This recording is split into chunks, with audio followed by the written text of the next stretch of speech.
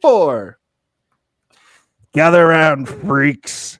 It's Thursday night, and we're back at our regularly scheduled time, and we're elbows deep in a swamp, and, there's a spooky, freaky, long thing up in the trees, and we're going to tell you all about that because everybody's gathered around their internet fire. Everybody's gathered around the internet radio, and it's time once again for, hey, did you see this one? There's something in the woods. Something between the trees. Something in the dark. Underground. Beneath the water. Something in the sky. But what could it be? This month, Hey, Did You See This One? Invites you to stare into the glowing green eyes of mystery, into the mouth of a fanged beast, to hold your breath as you break for the surface, because something is chasing you, and it might just be a crazy cryptid.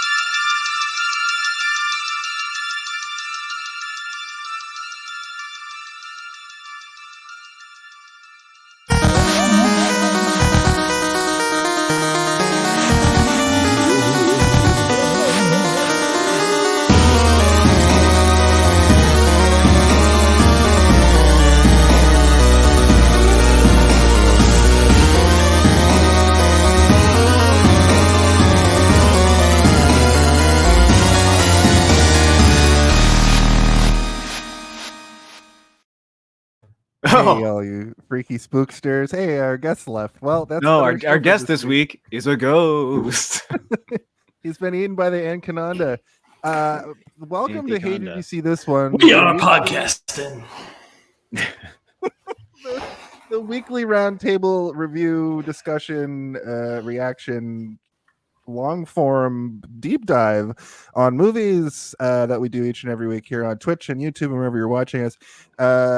My name is Jason Jane Canonda R. Phillips. I'm joined as always by old Stephen Bunshun R.W. Waters, and this is episode 149. I've sort of denoted this one as our season finale. We're going into season 3. Oh, it's just a sort of break. We have to end on a cliffhanger. Exactly. Serious one. We have to break from the old. We're going into the new. Just a very formed product, and that's what I kind of want to start in the new season. But this is our season finale. We're talking. It's Crazy Cryptids Month. We're finishing that out. Season 2, episode 49. That's a lot, and we're talking about Anaconda from 1997, starring J-Lo, Ice Cube, Eric Stoltz, John Voight, lots of people. And returning to the show is Mr. Michael Mongiardi. He's back. Hello, thank you for having me. I'll just hold for a second for the applause to finish. Yeah, we're just waiting for the applause. Oh my god, it's still going. Here. There it goes. Okay, thank you. Oh, I just love to see my fans. Can I have just a little bit of a bone to pick with you guys? It's Crazy Cryptid Month. We got the Wolfman. We got the Mothman. We got Bigfoot. And do you think Anaconda is a fictional creature? Is this what you think? So do you think it's made up? cryptids aren't always made up, man. It just has to have a legend attached to it. Didn't you pick this movie? Hold on. What's going on here? I gave you a I list. didn't know it was Cryptid Month. Otherwise, I would have picked, I don't know, the goat man of Nicaragua or something. Right. Well, I assume that exists. I just made up. Hey, I got wine. I'm drinking wine today. hey, wine and beer makes you cheer. I'm also drinking wine. Cheers. Well, two wines don't make a. Well, we are talking about Anaconda. I did press Steve on this as well. This isn't the first time he's had to be like, well, it's a big so snake, okay. and it's a myth. There's a legend. It's not just a big snake. It's a very, very, very big snake. Bigger than any recorded anaconda in any history book would tell you. Not as big as the snake in Anaconda 2. Oh gosh. Yeah. We'll talk about that next time. Or Crazy Anaconda Cryptids versus 2. Anaconda versus Lake Placid. It's not even Anaconda versus crocodile. Yeah, It's we really should have Anaconda done versus- that one. That's wild. Yeah, I don't think, Steve, I don't think Jason mentioned this to you yet, but actually next month is canceled. We're doing Anaconda month. I'm coming back every week. We're doing all the Anaconda movies back to back. Okay. You know what? I'm actually fine with that. I have some work to do in the video for next month anyway. I was hoping to have it done tonight, but now I've got a whole month to finish it. Great. That's fantastic. That being said, of course, Michael, your star of podcasts, the proprietor of the Sonar Network. I wanted to throw that in there. And also, we have a new segment on the show that it's gonna be finalized next week. But we're gonna. Steve made a little sting for it. Okay, but we're gonna have the caveat though. I made this while I was listening to you guys, and I did not listen to it, so I don't know what it sounds like. I just know what I put. Let's call it a soft launch of the. Okay. Yeah. Yeah. It's a soft Yeah. launch. Next week's the real one, but you wanted to do it with me because you're going to get all the big listeners coming in today. So let's hear it. Okay. Let's hear it. Well, do we want to explain what it is? Yeah, so the guest goes first pretty much in everything around here on this show. So we're going to have you tell us a little short synopsis of the film Anaconda, and this is the sound that we make for that. Tell me what the movie is. Tell me what the movie is. Tell me what the movie is. Tell me what the movie is. There we go. That's it. I love it. It's What no is notes. No notes. It's perfect. Tell me about the movies. Tell me about the movie is. Tell me about the movie is. Okay. I just said that in, I think, 8 different voices, and then put some fancy music over top or underneath, I guess. Perfect. Yeah. Work in progress. So yeah, with that said, Michael, why don't you give us a short synopsis for Anaconda? How short are we talking? Like one Yeah, sentence? just like, wait a second. If you're there, how are you? How are? I don't know. Just like in a paragraph. Okay. A team of journalists go to the Amazon to make a documentary, and little do they know the deadliest, largest snake in the world resides in those waters. And famous musicians such as Jennifer Lopez and Ice Cube star. It's classic 90s tale of monsters. Is that good? That's good. Yeah. I think that sums it up. I think I you're wasn't right. really prepared to do that, but It is one of the most 90s movies. it's so 90s. I have that in my notes. Yeah, it's so everything about it is so 90s. From like the cast, especially, is like Ice Cube and Owen Wilson. So weird. Like a young Owen Wilson too. Yeah, so young, little baby. But I mean, I think I say that with like open arms, or I'm like, yes, a 90s movie that I watched when I was a kid and can now see how terrible it is, but also still like it. Like there's a warm little spot in my chest cavity for it. I'm like, yeah, Anaconda lives right here inside of me. And I'm okay with it. I kind of like it. I know that it's bad, but I really, really like it. Well, speaking of that, why don't we do our brief histories and talk a little bit about the warm, tingly feeling this movie gives us? A brief history. Once again, Michael, it is the guest's task to go first. So why don't you give us a brief history of the film Anaconda?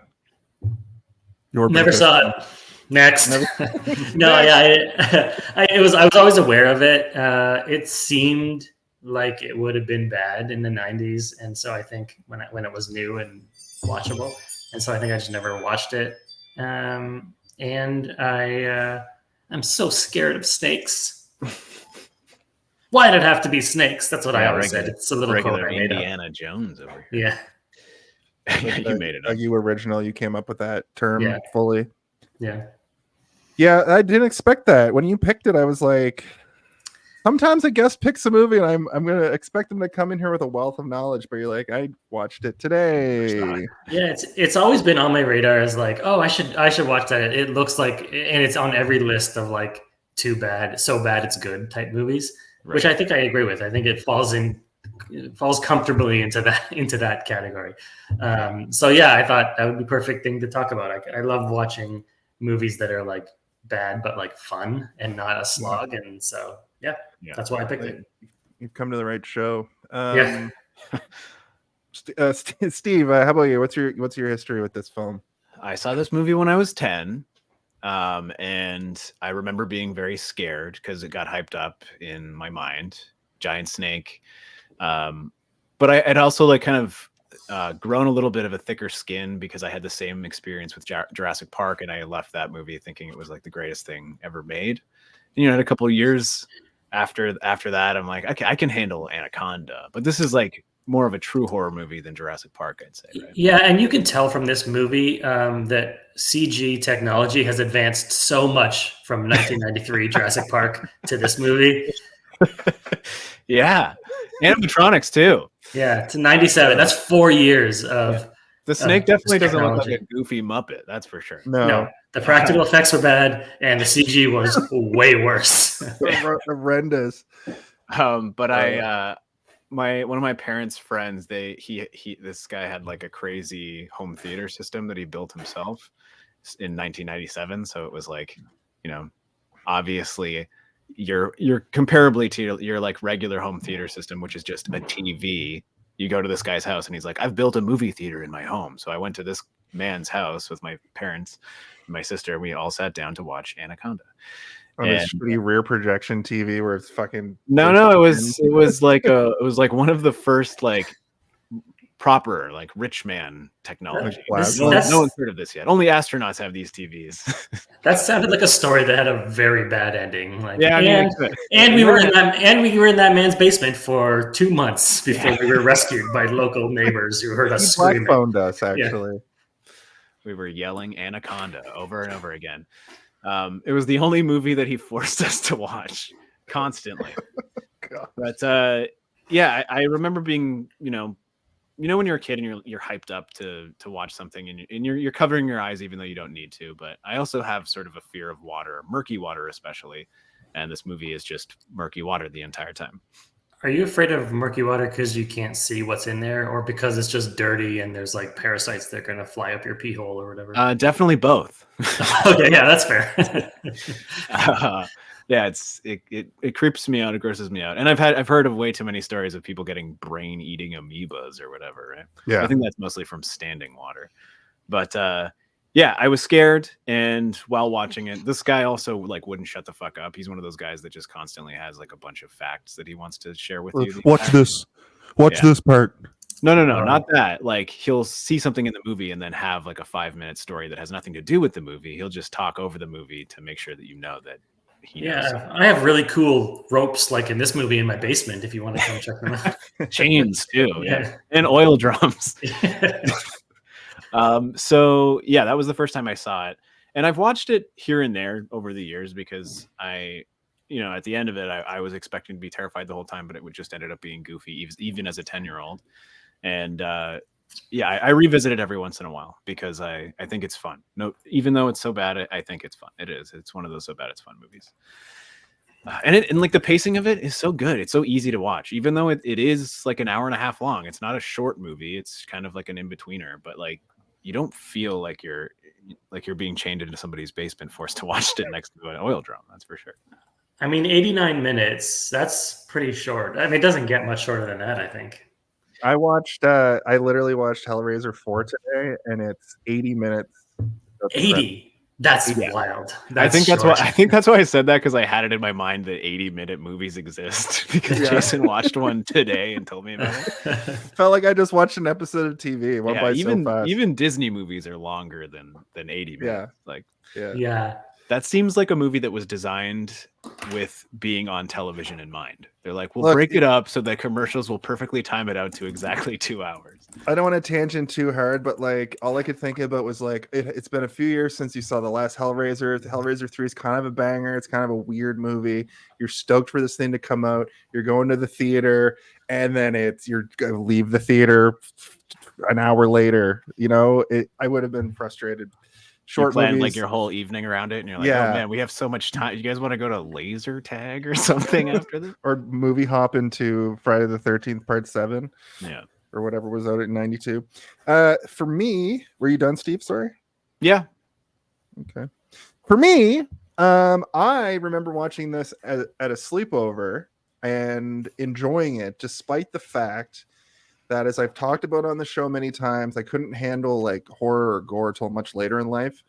But this one, at the time, I think I recognized that it was like for 97, it was like pretty interesting. Like when you're a kid, you don't really see through the cracks as hard as you do as an adult for old movies. Like it was a brand new movie. So you're like, wow, this is bleeding edge special effects, even though like Jurassic Park was fully available. But I always associated this as being kind of a Jurassic Park light style movie. Probably just because of the lizards. But I just remember watching it as a kid and like Snakes aren't being- lizards. Fuck. We're all thinking it. Someone had to say it. Yeah, everybody Okay. turn to page 94 in your textbooks. Right.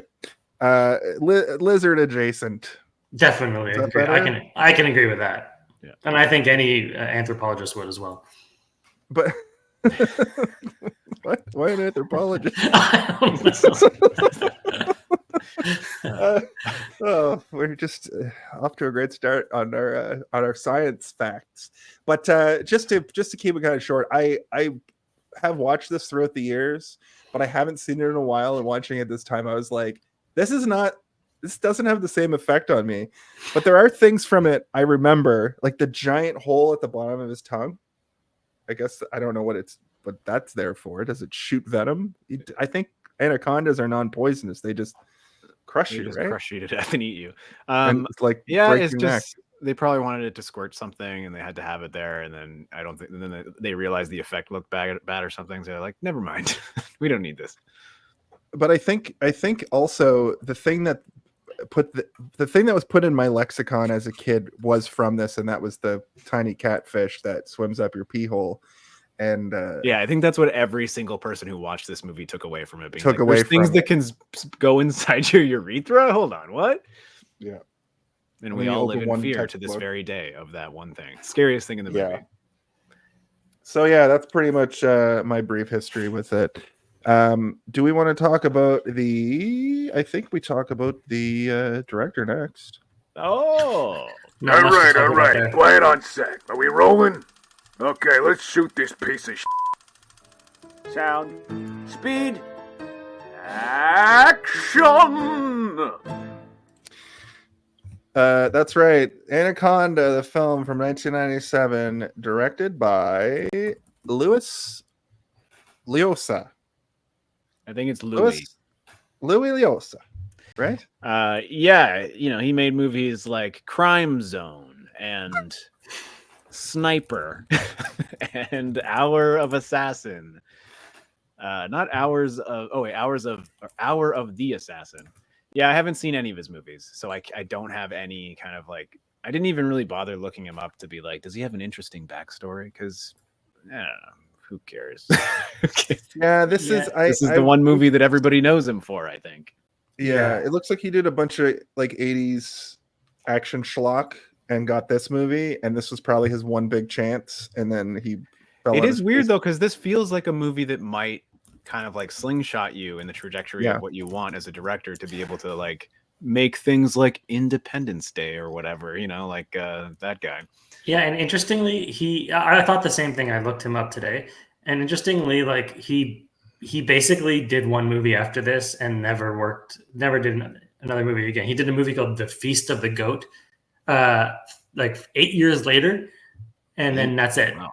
2005, and then nothing after that. I think I read that he started producing movies in Peruvian movies. I think he's like maybe Peruvian. Okay. Yeah, He like probably- telenovela stuff. He probably took his giant bag of money he made off of this movie and then was just like, now I'm gonna go just like live and make things that I want to make and not have to worry about the studio system or whatever. If you look at you're absolutely right, Michael. He literally did telenovelas because there's 5 shows here that have over 75 episodes that are called like Condesa por Amor. He produced all that shit. Right. So he was like, The he real took story big is that he bag of kept money. trying to like reuse the Snake Hunter character in every movie that he pitched, and they're like, no, and they're like, and John Voight's on board to do it, and he was like, Yeah, people, he's are not like, up no, to people anything. don't like this. No, people love it. People love the wink. They love his weird accent that you can't really pin down geographically. Yeah, honestly, Paraguayan.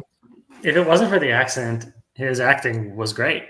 His performance was amazing, but the accent was very weird and very all over the place. Yeah, I don't know what that decision was because he could have just been John Voight in this movie and it would have been fine. Yeah. What It would have been didn't great need- is if he kept switching accents, like to different accents, like kept forgetting who he was, and it just like turns out he's a weird con man. I mean, he is a weird con man, so maybe he does like a Transylvanian accent or an Australian accent randomly. Just let Voight test out all his accents on Anaconda. You know, he knows what he's doing. He's a professional. Yeah, Tim C nailed it on the head. I did notice that too. It was like, this guy loves close-ups for some reason in a movie where you want to see like the set dressing and like the cool like Amazon setting and stuff. Most of the time it was like very locked into the person's noggin. And not just like a close-up, but like a slow push close-up where it's like already pretty close, but it's getting closer and closer the entire time, which, you know what, I am a fan of. I think it adds a lot of dramatic tension, but it also telegraphs exactly what's happening. Even though the script isn't strong, you understand what's going on just based on the camera work and the musical kind of stings alone. Yeah. He also ordered. Oh, sorry. I was just saying he also ordered a practical effect of a panther making a shocked face to just show it for like a second. Did you notice when the snake is fighting the panther, the panther made a face, like they made a practical effect of a panther making a shocked face that it was being squeezed. I don't know if this is his fault, Jason. Don't blame they just showed up with this and he's like, fuck, all right. I said make that's it gonna look live shocked. in my head forever though. I have the flash of that in my mind's eye. And it's gonna be there. It looks like you know, like the Muppet dog from like the Christmas Muppet movie or whatever, where it has like articulated eyebrows. It looks like that, like where it's like, like it's spooked by the snake. It's so concerned. Yeah, it's not even like a in pain animal face. It's like, I'm concerned about this. I'm gonna get eaten, I think. Yeah, I agree. Again, though, kind of adds to the charm of this movie. I liked it. I like that weird shit. Shocked panther face was the precursor to shocked Pikachu face. It's true. This man was before his time. Yeah. Cool. So there's not a whole lot to say about Luis Llosa. He made this movie and pretty much it just started producing telenovelas. And I don't want to dig too deep into his history because I'm sure it's probably not great. Do you have the numbers? Yeah, make it. Jeez, guilty and proven until proven innocent in Jason's book. That's right. Do you have the numbers for this movie by any chance? I do. It cost $45 million to make, and it brought in over 36 million, almost, or sorry, 136 million. So that's why it's a Red hit. Box sequels to It's this a hit. day. Yeah. And I just want to mention, this might be totally fake, but I did see like one of those Facebook groups say that Jack Black and Paul Rudd want to make a movie about them going to the Amazon to remake, like the movies about them remaking Anaconda. If they end up making that, hilarious. But That would be very funny. The joke that I made to you when you told me this was like, Owen Wilson should be in it. playing Owen Wilson, and he's like the expert on set, where he's just like, you know, guys, I was in the first one. I know what I'm talking about, or whatever. And, And he gets eaten and killed the same way. Exactly the same way. They do that where the snake's belly has his face imprinted on it. Yeah, it's just as bad. Yeah.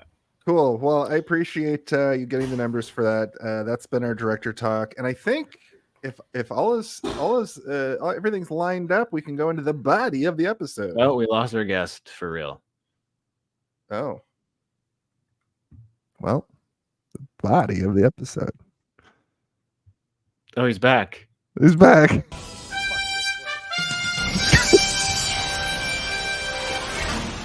Turned.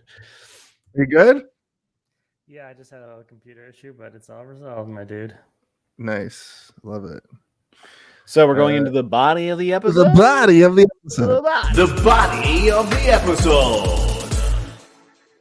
This is the podcast of the podcast, germs and ladies and beans and babies. Nope, I don't know what that was.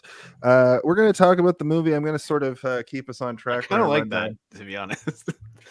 Yeah, keep it. Germs and ladies and beans That's and okay, babies. I think that's a good. pretty good one, Jason. You should keep that in your back pocket for. As someone who considers himself an expert in podcasts, that is probably the best thing I've ever heard in my entire life. Hell yeah. You're now a producer on this show and a consultant. Okay, great. First of all, Jason's out. We replace him with a chimpanzee. Chimpanzee.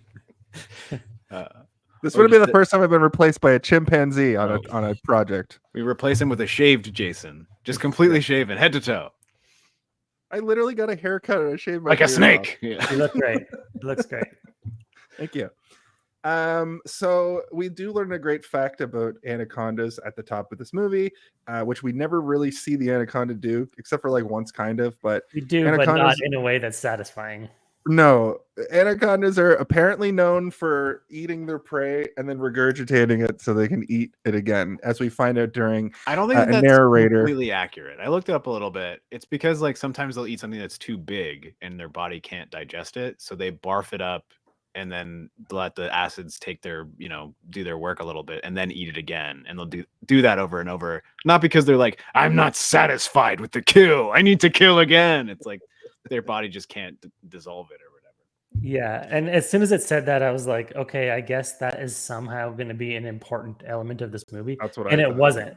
It wasn't at all. It was like just done once, and it was like done as a joke almost because he winks. For Yeah, I fucking think that the reason they did it was because they probably showed it to test audiences and they were like, so is the snake sick? Why did he barf up the man? Like, I don't understand why he barfed him up. So they had to add that in just to be like, yeah, that's why. No, that's a good thought. That's probably exactly right. Yeah. I can only imagine what the test audiences thought of this thing. They're like, so it's just a big snake? And they're like, yeah, well, it's scary and it's a horror movie. It's like, yeah, but isn't it just like a big snake? That's what This isn't even a cryptid. That's what they say. That's what they some all say. bullshit. This is Every just like a single one. regular snake, but bigger, not a real cryptid. We need to add at least 30 more feet to the snake to make it a cryptid, go to encroach into cryptid territory. Well, lucky for you, the size of the snake changes at will. Well, also every time the they snake show just dies, and then there's another snake. We get several different snakes. Yeah, but right? Right? Is that what happened? Because that snake took like 4 Unless it has bullets to the head. Wolverine healing powers, yeah, it's a new snake. Snake-verine. It's very But confusing. But it's called Anaconda, and the sequel is called Anacondas, Yeah. which would imply this is one snake. And then the third one's called Anacondas, D-U-H-S. Anacondas Dallas. Anaconda Debbie does the Amazon. So we do get the narrator who is to set this up, which is always great. You always want a narrator to just set up your incredibly easy to understand movie. Oh, You also yeah. want to And- always have Danny Trejo in your opening sting, or your Yeah. cold open, not voiced by himself. I'm sure that was not his voice. We all know what Danny Trejo sounds like, and he does not sound like that. Yeah, his Like, name hello, was I am Danny Trejo. his name was in the opening credits, and he That's- didn't make it to the title card. Like he was like Yeah. his name. He died seconds after his name appeared in big letters on the screen. I wonder if that was like a weird thing where they shot that like way earlier or something, and then he had like picked up a little bit of fame somewhere. Like maybe they shot that as like a test for the movie to be like, this is the opening of the movie and we got to sell this. And then like years later they finally were able to do it, and they're like, Danny, can we put you? And he's like, yeah, but you got to put me in the opening credits or whatever. But I'm not using my real voice, and don't make me try to. Just dub me over, whatever. And he Perfect shoots Danny him, like, Trejo impression. it was pretty good at first, and then you kind of lost it towards the end when he was just like, I'm Danny Trejo over here. You know, I went to Trejo's Tacos in Los Angeles, and it was a great. It was some good tacos. I've heard they're good. Yeah, I've heard they're very good. Was he just there working the counter? Yeah, he was just putting lettuce on everything. Yeah. Hey, you want some fucking lettuce over here? Make sure it's not too spicy. He's like, what? You eat them the way I make them. We do get so they do show the snake in this comically early, but in this whole sequence it is like the POV of the snake. But we do get a goofy scene where like Danny Trejo's just like climbing up the boat, and then I guess he realizes the writing's on the wall and he's going to get eaten, so he shoots himself in the head and then just like falls off the boat. Well, because he knows that the snake will do worse than a bullet to the brain to him. It's gonna, what does he say later? It's like the squeeze is so tight, it makes your veins explode or whatever. Like John Voight later on, like talking about how they'll pop you like a balloon and then break all your bones before you're dead. It doesn't sound like a great way to die.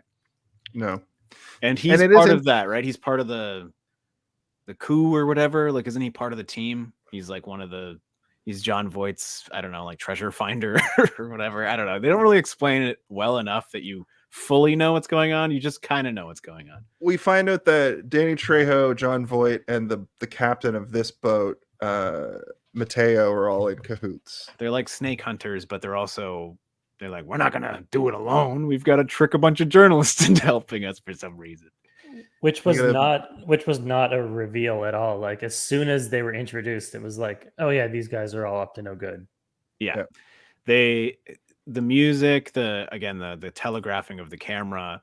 There was a point where I was like, have they edited this so poorly that I am misinterpreting what's going on? Like this guy clearly knows this guy because they share an evil glance, and then the camera and music they confirm my suspicions, and then that keeps happening over and over again. And then that guy dies. The captain dies in the water. I'm like, did I misread all of this? Was he just innocent or whatever? But no. I think John Voight's character is just evil for the sake of evil. That's kind of how they wrote him. Just kind of got that vibe from him. Yeah, he wanted to catch the snake alive. That was his thing, like the kind of King Kong kind of thing. Yeah.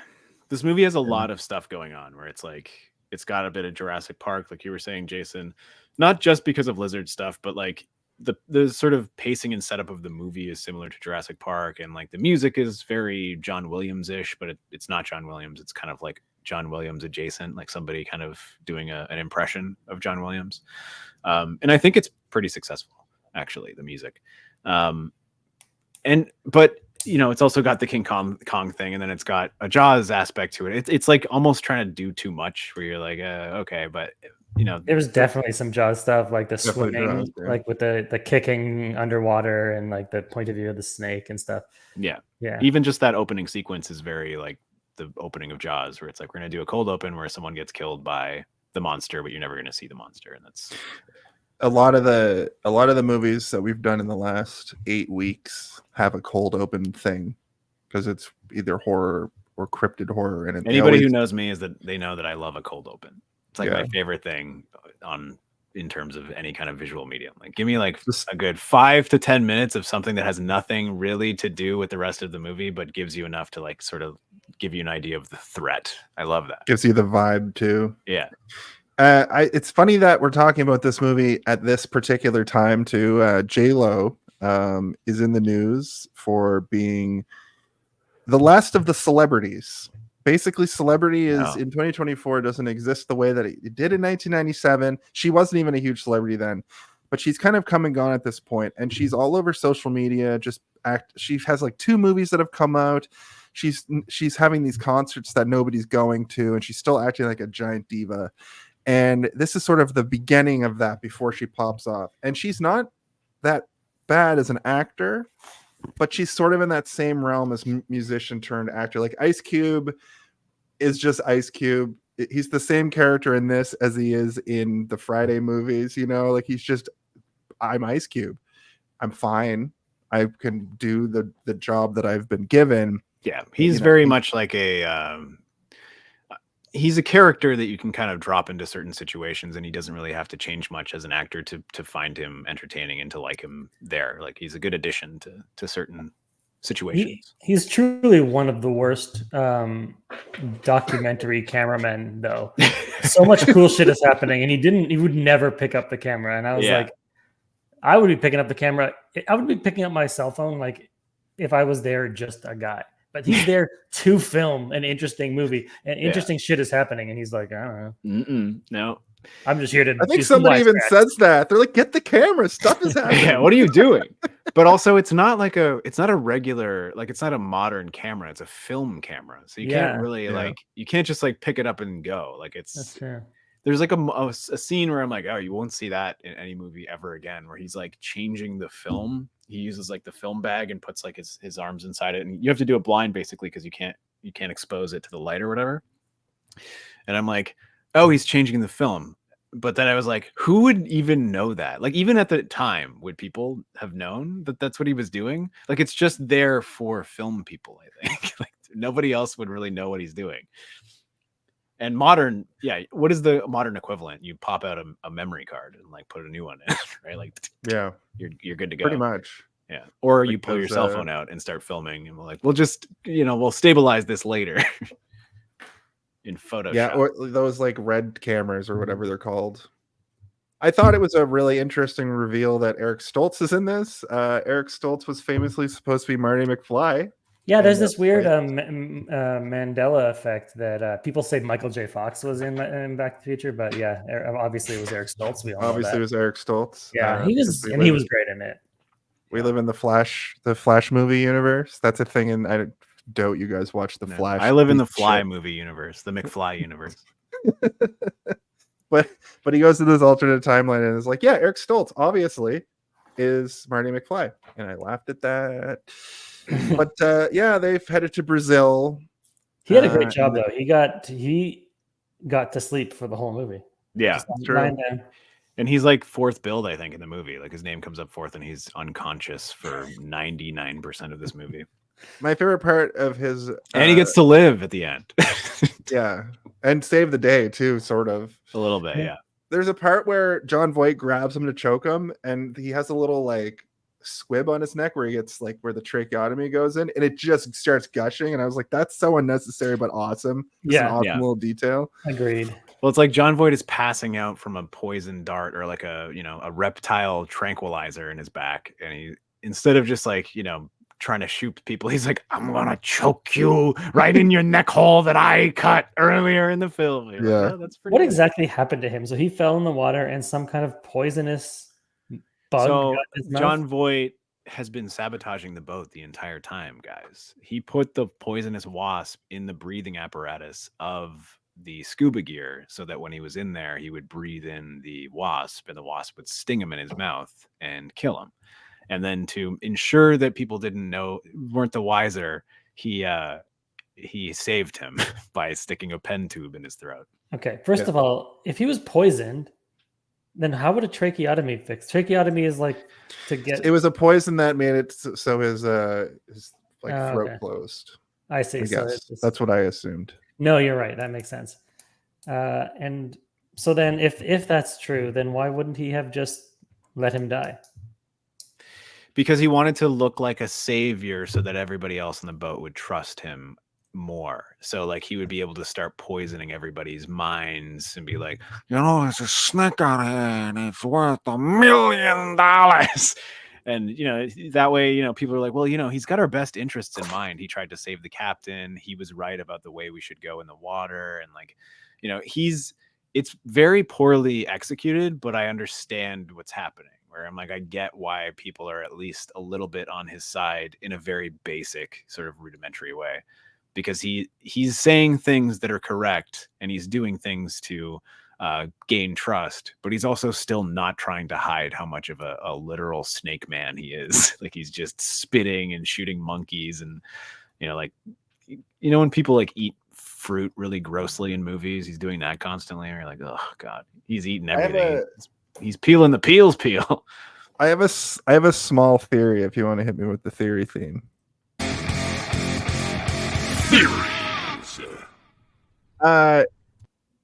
John Voight's performance in this movie is so ridiculous, and that accent almost sounds like Marlon Brando in Apocalypse Now. And I theorized that this is John Voight's Apocalypse Now. Okay. I mean, I don't hate the theory, but I don't think you're right. No, but he's just so like I'm doing a master class in the Amazon, just like my hero.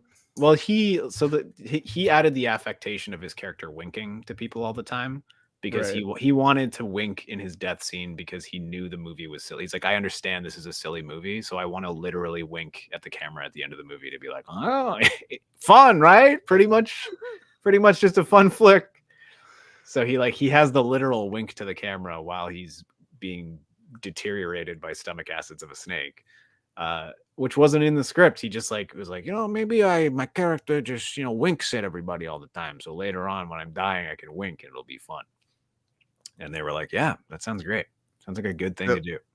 In fact, it was not fun. It was off-putting and weird. Yeah.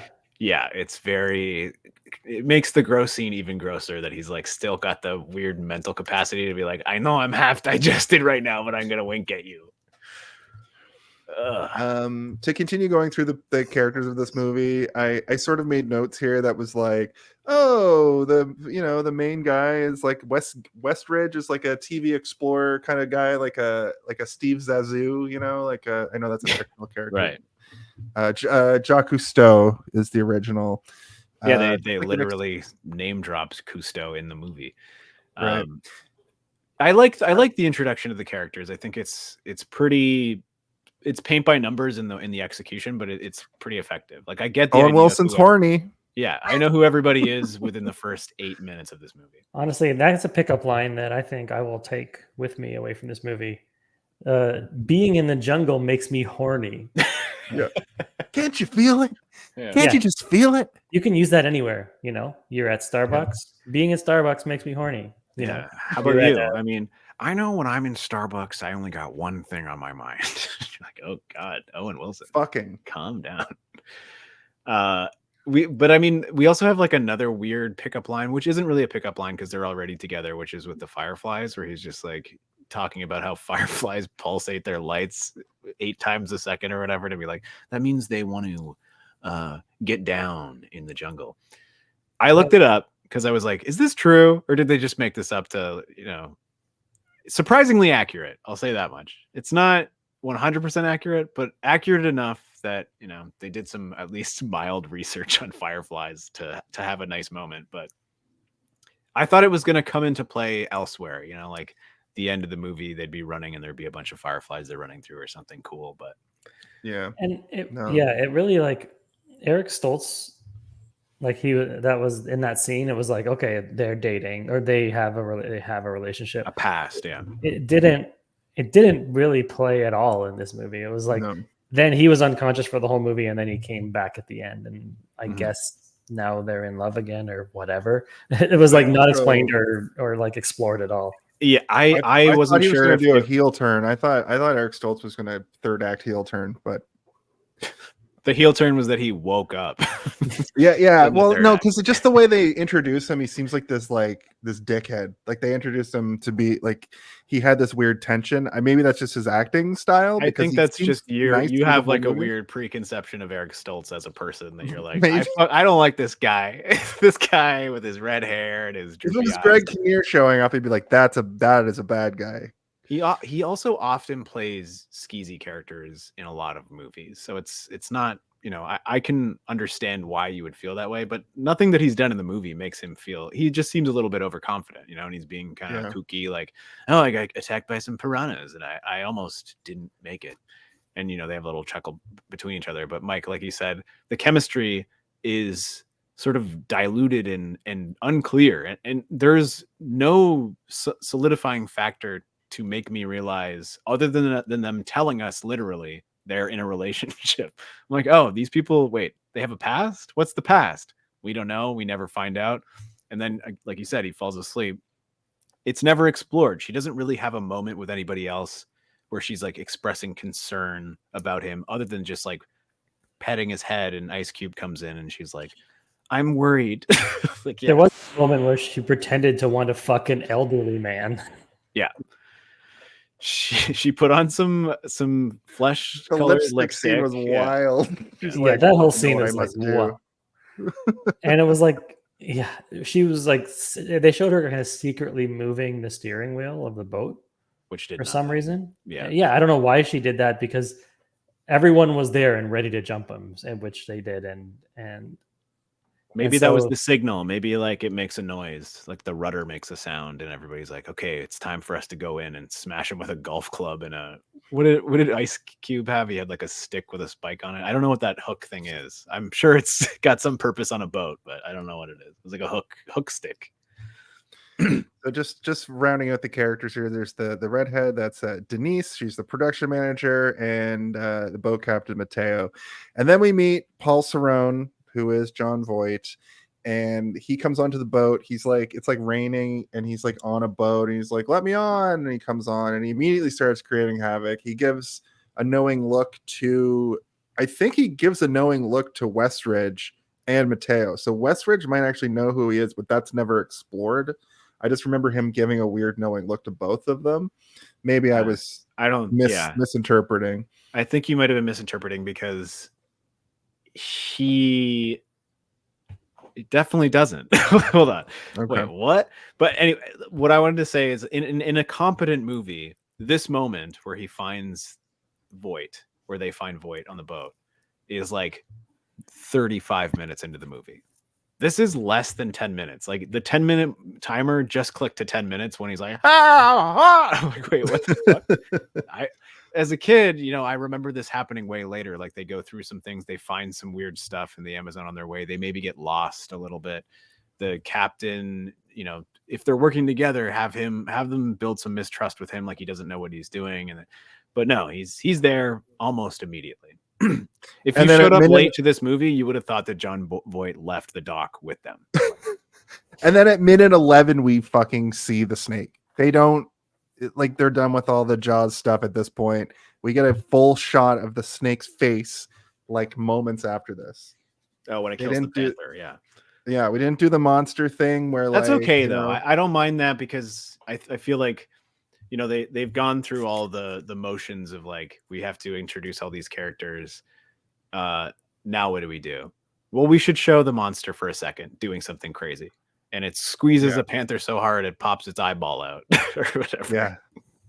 And did you guys notice how much ADR there was in this movie? Oh God, yes.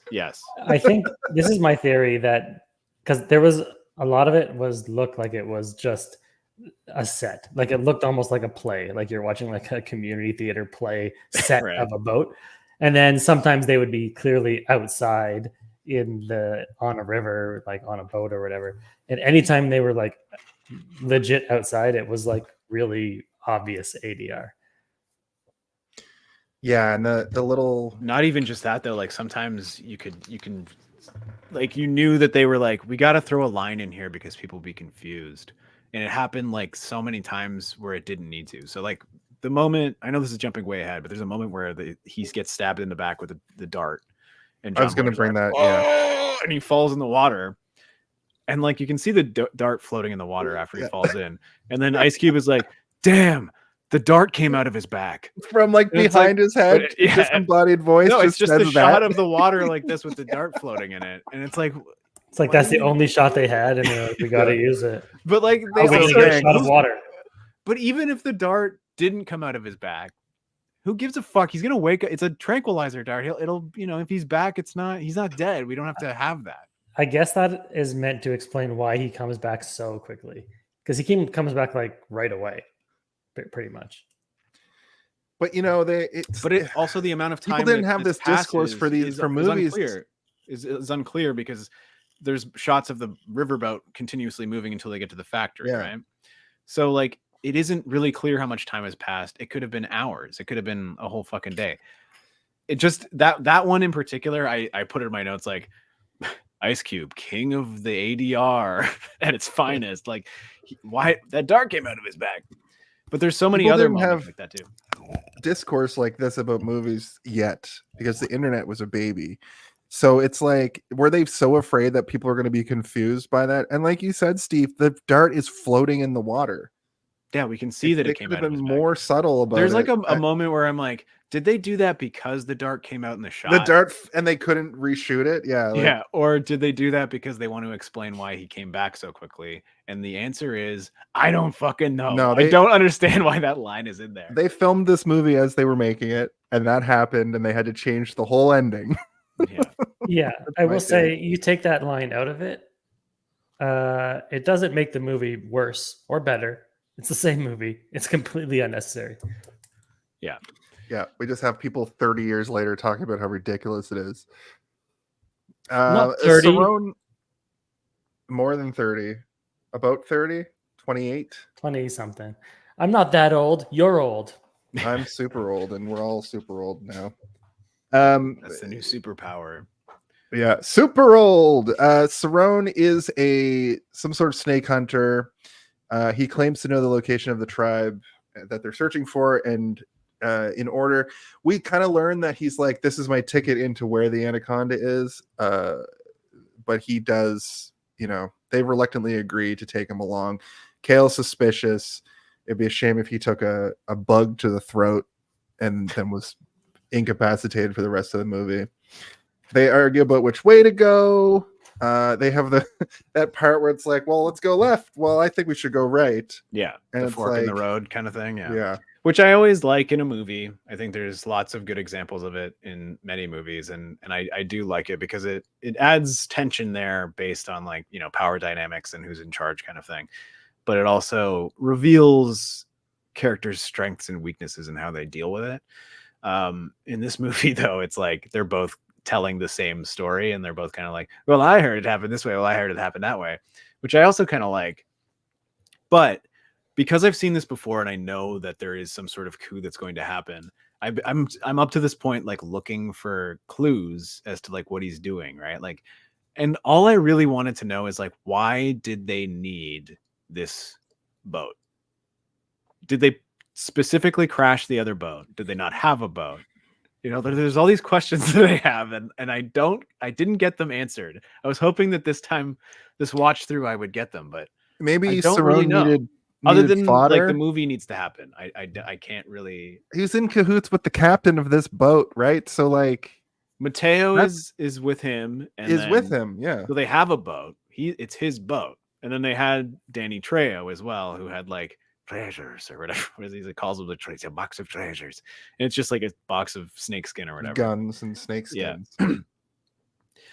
The classic treasure. I don't know. Like, I'm just trying to like figure it out. Like, why did they need them? Like, they could have used a bunch of dead monkeys or whatever and trapped it in the same way that he traps it at the end of the movie. He has all the stuff he's using. Like, it's not like they had dynamite on the boat and he needed dynamite. Like, it's all the stuff he has. It's like he just wanted to. Like, yeah, that's Mateo's boat, right? So like, why does the documentary crew have to be there? Why can't they just take his boat?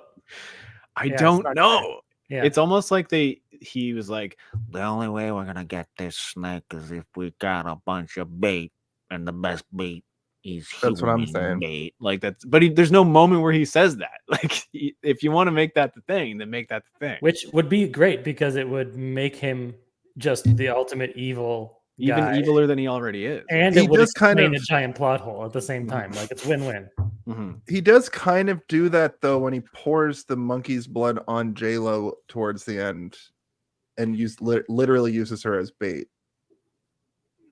So Yeah, but like, it doesn't seem like that was his plan. Yeah, that's no, the issue. I see is, what you're like, saying. If that was his plan, then maybe give us a little bit more early, like have a clandestine conversation between Mateo and Voight, have some sort of like some more evidence of Danny Trejo's character and him having something going on beforehand that they find, maybe Ice Cube finds something in there, or the guy that, have someone else die in there, like Owen Wilson didn't get eaten yet, and he's like, holy shit, these guys are in cahoots, and then he kills them or whatever and feeds him to the snake, like anything. Anyway, I'm not here to rewrite a movie that came out in 1997. What the fuck? Well, okay. So during their trip, they discover that the totem pole, which is like a snake, right? Yeah. And they see a giant snake skin, and the tensions are starting to rise as Cerrone is getting a little bit more like controlling with everybody. And then we get that great scene where it's like nighttime now, and Owen Wilson and what's her name, Carly, the redhead, they're perving on each other all night, and they're like, we have to go into the dark fucking rainforest, a jungle, to get jungle sound. Everybody knows like, what's up though. Yeah, be careful out there. Yeah. Don't get eaten by the giant fucking snake we just saw the skin for. And that this tribe that we're going to look at clearly fucking sees as an idol. Yeah. Anyway, they go out there, they almost get snacked on. Well, this is like the horror movie moment, right? Like the two hot people go to smoke weed in the forest away from everybody else so that they can kissy and squeeze. I made a note that parts. Anaconda during this is Jason. They do the fucking Jason from behind the bushes while they're making out stuff. Yeah, there it is. It's the classic they're coming to get you, Martha, or whatever. It wasn't the snake. That's why they didn't get eaten. It was the boar. The wild boar from Lost. They did the same fucking thing in Lost, where it's like, that's the smoke monster, and then it's just a boar. Yeah, I mean, but boar are dangerous. They will fuck you up. Yeah, like they're a scary thing to encounter, and I think they're like semi-nocturnal. Like they do, they're pretty active at night. Compared to and they hate it when people are making out. They hate the smell of marijuana cigarettes, and they hate when people are sticking tongues in each other's mouths. Yeah. And they hate virgins too for some reason.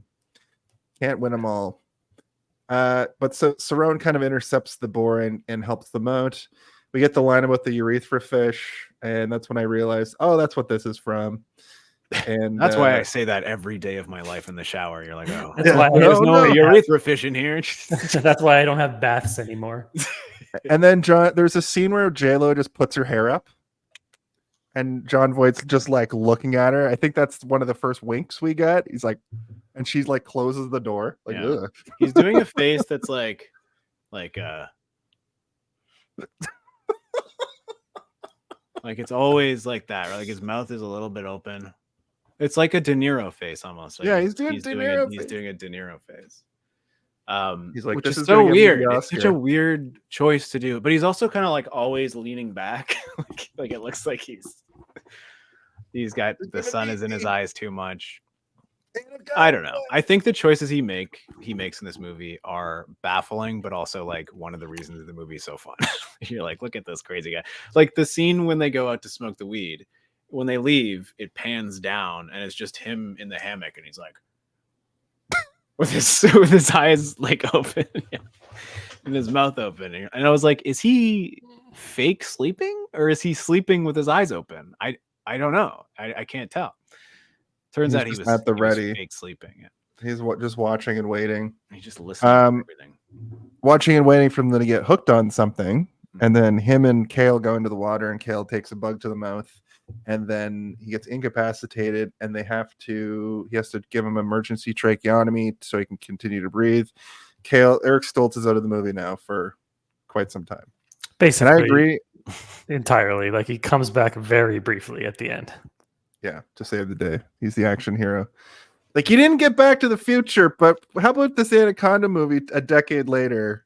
No, he did get Back to the Future, as I remember. They wanted Michael J. Fox, but he was too busy with Family Ties, so they had to go with Eric Stoltz. And now he is now he's famously the Marty McFly that we all know and love.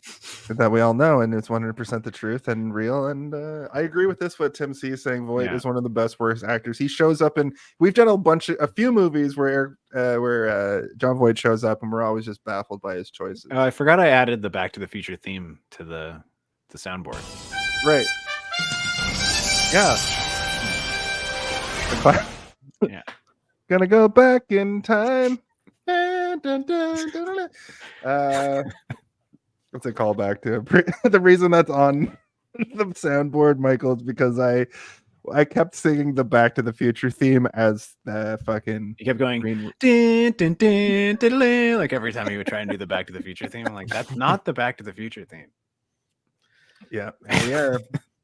All right, we're into sort of the nitty gritty of the movie now. Kale's unconscious. Cerrone seizes control of the expedition. His true motive is revealed. He is obsessed with capturing the giant anaconda alive, using the crew as bait. ChatGPT says it. That's what's happening. The crew's fear and distrust of Cerrone grow as they realize they are trapped with a madman in the deadly jungle, and they decide to keep going and encounter a wall. And then TNT is introduced to the equation. Okay, I got to say about this, I have written in my notes here, and I was wrong, and I'm okay to admit when I'm wrong. There is a 100% chance dynamite will be used to kill the snake at the end of the movie. Oh, man. I There call was so much. I mean, they made a big deal about it. They talked about it. It was like Chekhov's dynamite. Yeah. But I guess Owen Wilson also even says, "Is that real dynamite?" Like he's questioning what, like, of course, this psychopath, of course, has real dynamite with him. Like, have you seen him? Yeah. Have you heard him? You shot a pig last night. Yeah, he just tried to poison your best friend. Also, the amount of dynamite he has. Yeah. You are not at fault for thinking that. He has a whole sack of dynamite. And they used a couple sticks. Yeah. So the rest of it. Yeah, it really seemed like I wanted to see them put a dynamite in a snake's mouth and watch it like fucking blow up. Just I want to see them hiss off where the snake is hissing and the dynamite is hissing, and I want to see the dynamite placed in the snake's mouth and not lit, but shot with a gun, like in the end of Jaws. Maybe that's what that hole was for, Jason, that you scoped. That was the dynamite hole that they never utilized. What is that hole? Do we have any Anaconda fucking experts in the chat? I recognize that hole. I gotta admit, I didn't see the hole. There's like a weird hole underneath the tongue. I'm sure it's just like it was probably a thing for the tongue itself to be able to move independently of like a wire or something. Who knows? If I can find this I don't know.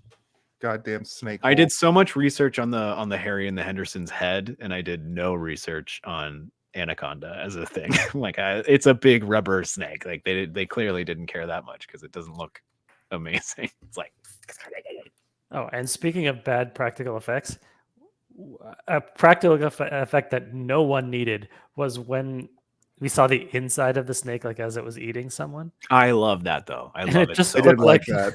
It looked like a Muppet colonoscopy or something. It looked like so weird.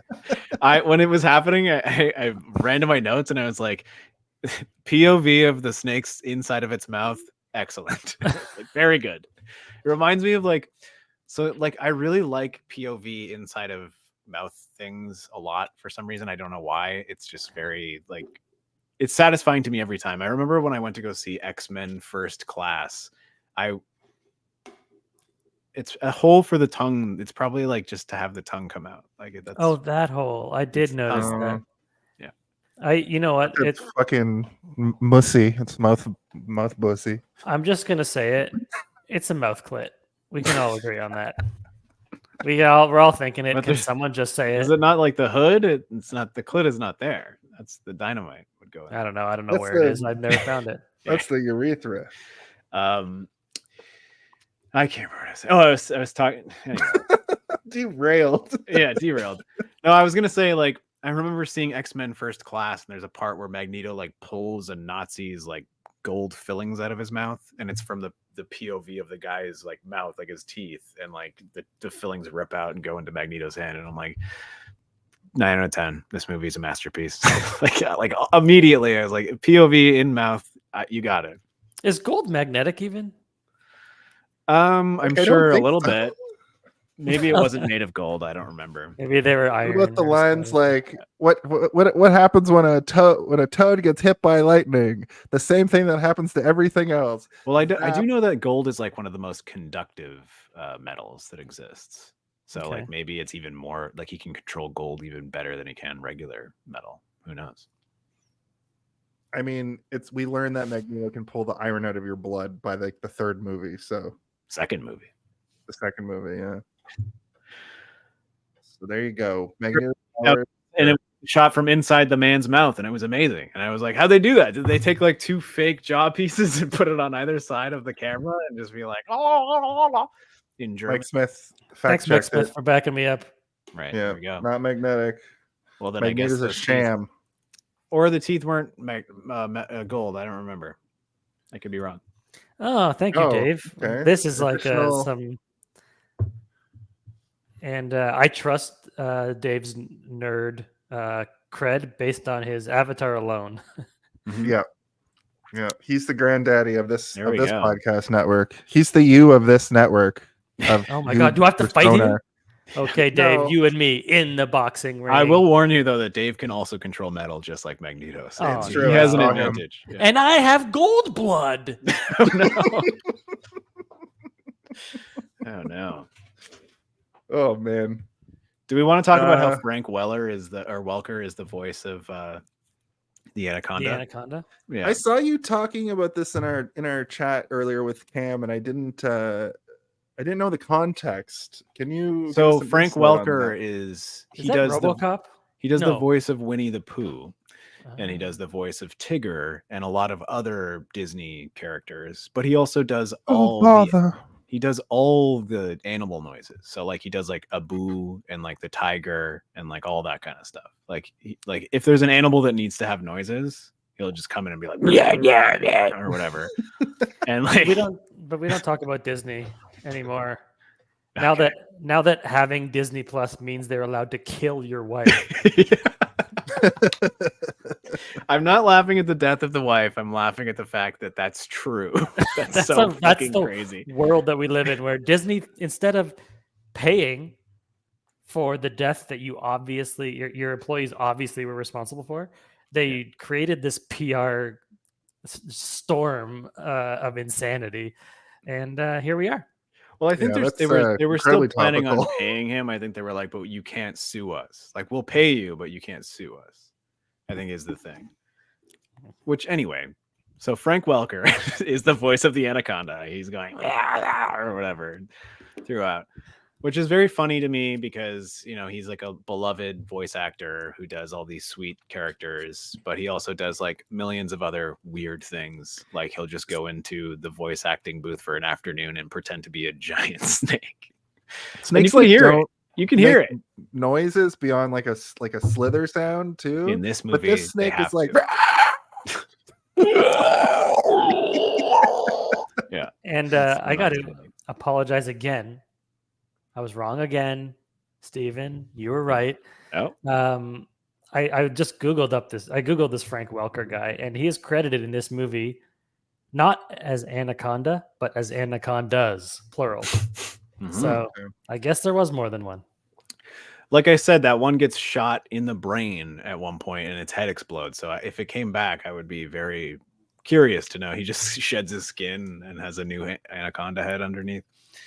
But and also the one at the very end looks bigger. Like it looks like it's bigger than the one that was attacking them earlier. Yeah, I guess I just thought if it was a different one or something that like something would have been explained. There's someone. Would have Well, said also something. like at the point when they're telling the story, he says that there will be, when you get to the waterfall, there will be warrior snakes that protect it.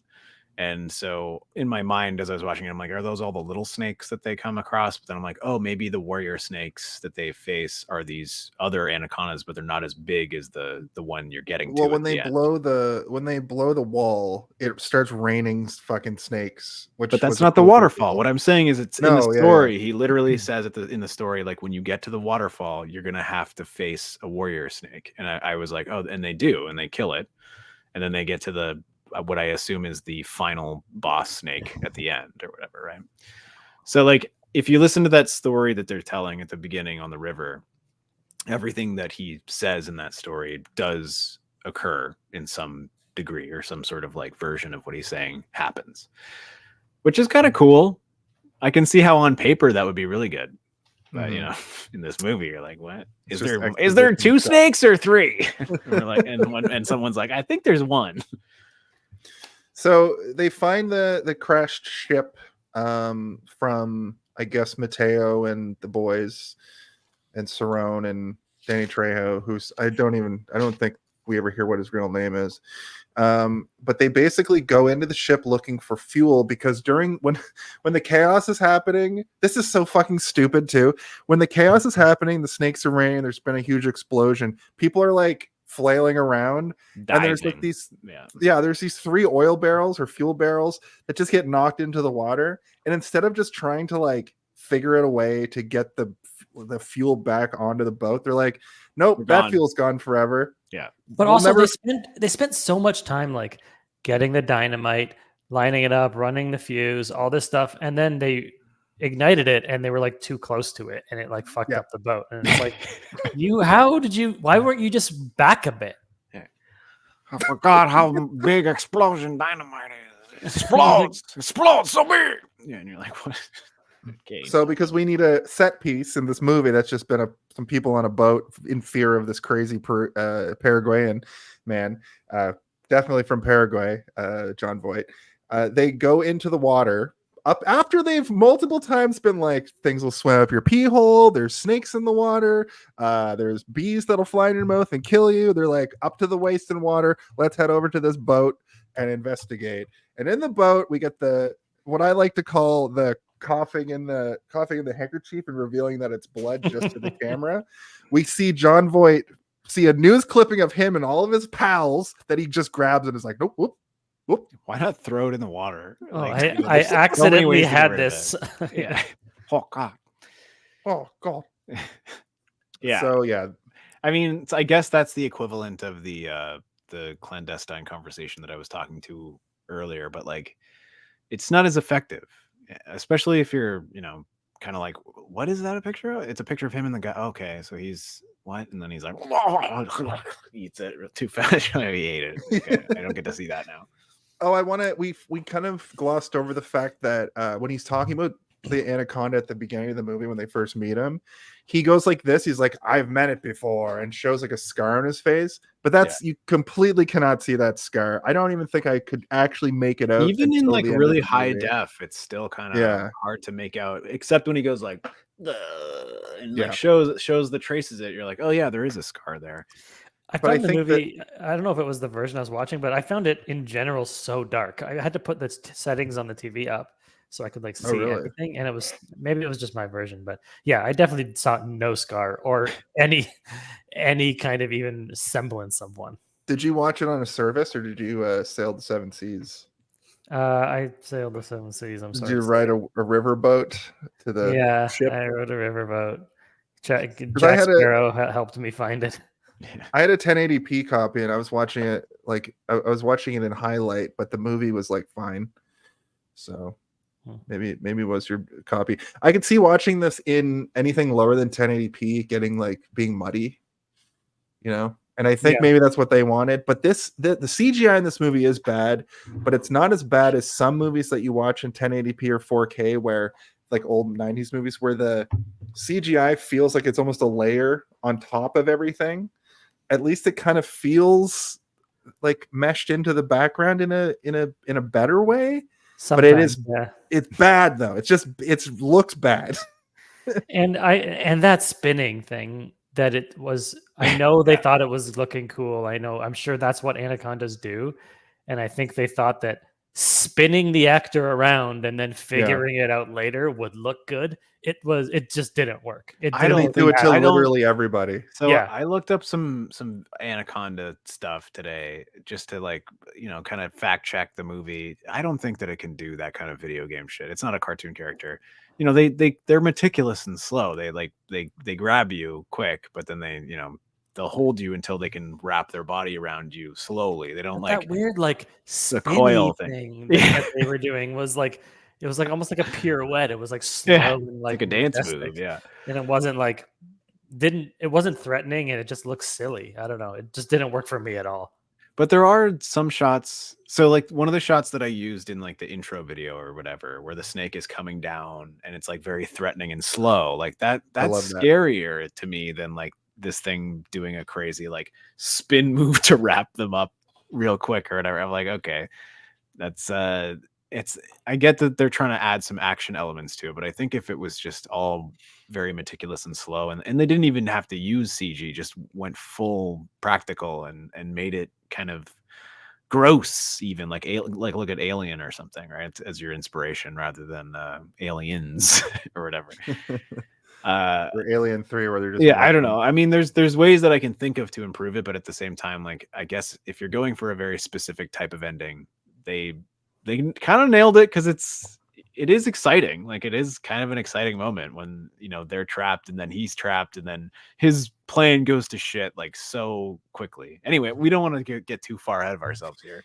Yeah, at this point, the Anaconda shows up, makes its full appearance. It kills Mateo, drags him into the river. They do that spin bullshit though, but he gets wrapped around like a stump. But this is scarier to me, that it's like crushing him up against something. It's the snake turning his head backwards that made me go, oh my god. Oh my goodness. Can they do that? Hold on. And then I'm not sure if they've actually said the word Anaconda up till now, but can I get the title? Can I get the title drop? Oh, that's right. That's right. Oh shit. That's when they said the name of the movie in the movie. Like guitar, like at the end. At 41 minutes and 58 seconds is the first time correct me if I'm wrong. They never say the word Anaconda until this point. I feel like I would have noticed it, but that was when I clocked the. I don't know. I've stopped looking for the titles in these movies, but I'm sure they say it at some point. But they're not. The thing is they're not looking for an anaconda for a very long time, and he doesn't really make it known that he's looking for one for a very long time either, right? Until about a little over halfway, I guess, is where we're at here. This is when the movie sort of like it has this breakneck pace, where things are happening so quickly and it's establishing so much, and then it kind of finally slows to simmer and steep in its own be the movie and everything that it's created so far. It's like, okay, now we're gonna slow down. And I appreciate that, but I kind of like it's like the reverse of how you should make a horror movie almost, or like they've taken the bits and pieces and like swapped them around a little bit, where it's like they're sprinting to the middle. You know, like I often say sprinting to the end when we talk about these types of movies, but this one is like sprinting to the center, and then it really slows down, and then it like sprints to the end again. Oh, and this is actually the point where he reveals the scar, because like the crew's horrified as they witness that. Then they see the scale of the snake, realize the trouble that they're in, and Cerrone is like describing the anaconda's kills. He also just like is like, whatever, Mateo's gone forever, he's fine, he's dead. And then he's like, I know, because I have this scar. And Westridge freaks the fuck out about that. And then Cerrone fucking just is like, we need bait, and kills a monkey, kills a cute little monkey to use as anaconda bait. J-Lo is like, no way. And I thought that at first he was going to eat it. Spiraling a bit. Did I not have food on this boat? I'm glad he didn't, because like eating monkey feels like some form of cannibalism to me. I don't know about you guys, but like, you know, like I could deal with eating almost any animal, but a monkey, I'm like, no, that's like somehow more closely related to me than anything else. I don't think you're supposed to eat monkey also because of like disease that they carry, like regardless. Yeah, and that said, you probably shouldn't have a whole bucket of monkey blood splattered all over your body either. Yeah. Chilled monkey brain. Yeah. This guy is Indiana Jones. He knows what he's talking about. Yeah, it's a Temple of Doom. That's the eating of monkey brains for sure. You get those prions and fucking get mad cow disease, and it's not good.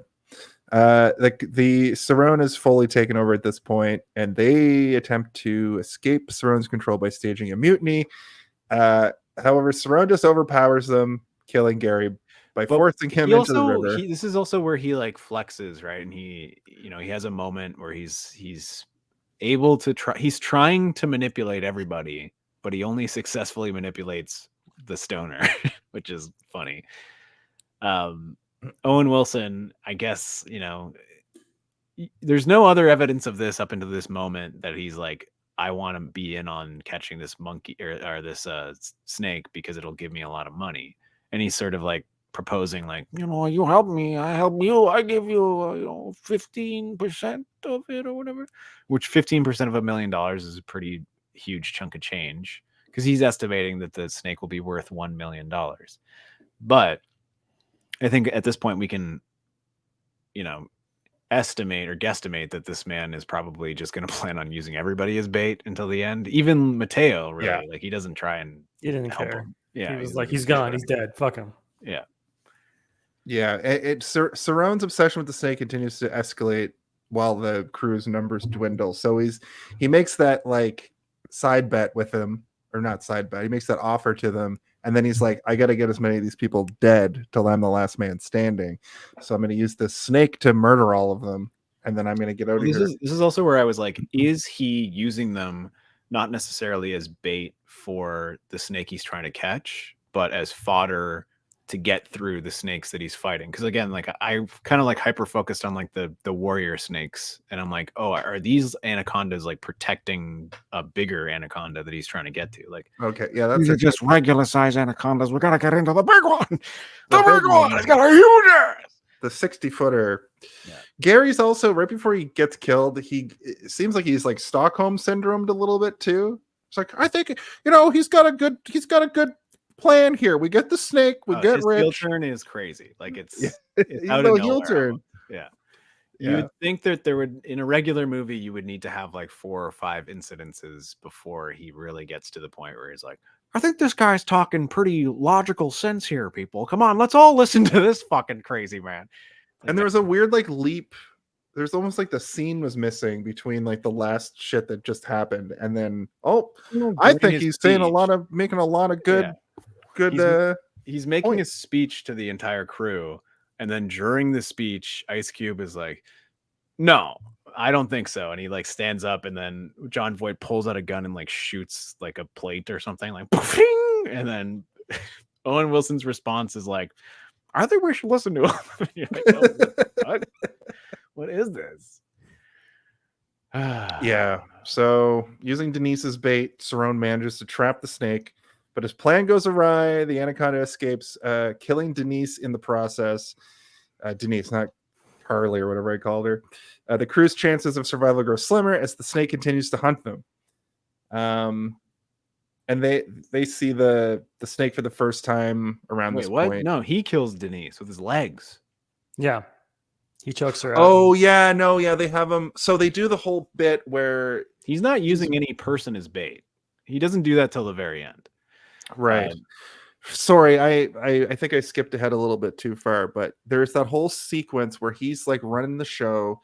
J-Lo But also goes to Owen put Wilson is lipstick there, and on. he's got a gun, and like they're all there. They're all just kind of waiting, and he's got like a big fishing line, kind of like, and like he's trying to get the, and even Westridge is up in the captain's quarters or whatever, and he's or the wheelhouse, and he's controlling the boat. Which I think this whole sequence is actually shot really nicely. Like everything here it's very tense, and like the lighting is quite well done. Like it's one of like the moments in the movie where I'm like, this movie is not poorly shot at all. There's lots of really good shots in this movie. And this entire sequence is an example of that. But what's happening is also very weird, where I'm just like, do they just have a bag of monkeys on the end of that? like it's a bag of monkeys like full dragging across the bottom of the river. I thought it was super goofy too, where Ice Cube like shows a pocket knife, like, we're good, I'll figure this out. And then I'm like, what are you gonna do with a pocket knife? And then the pocket knife gets just knocked out of his hand almost immediately. It goes flying across the boat, and it's not like a Chekhov's, like they never go for it again. It's not, you know what I mean? They make a point to show it get knocked out of his hand and go. Well, what would you guys do to try and lure a fucking anaconda, like with limited knowledge? Lipstick on, put my hair up. I don't know. I guess a bag of monkeys. That's what I was thinking too. A bag of monkeys. Shoot as many monkeys as you can. Fill a bag, or like a mesh bag. It's got holes in it. Yeah, that's brilliant. It probably doesn't have much drag.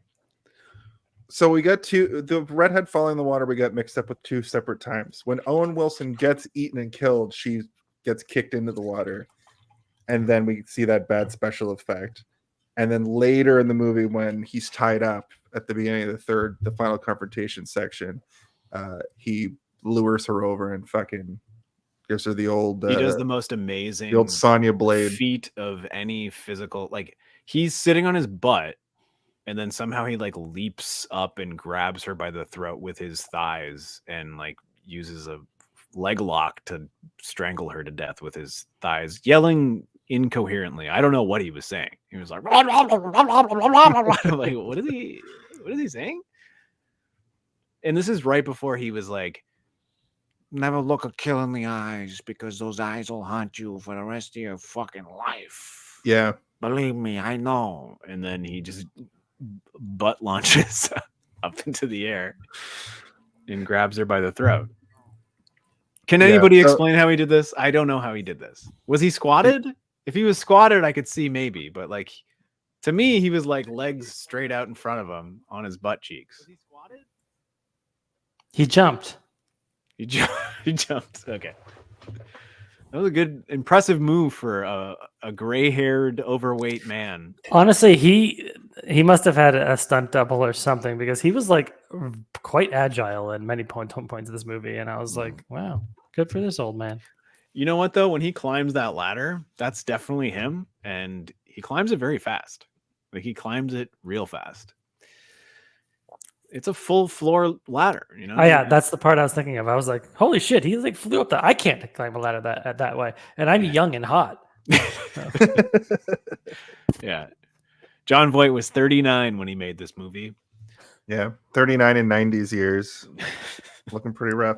John Voight's still alive. I looked that up. He's like 94 now or some shit, or in his 80s. He's old. He's an old fucker, but he's Angelina Jolie's. He's Angelina Jolie's father. Yeah. Yeah. Looks nothing like her. No.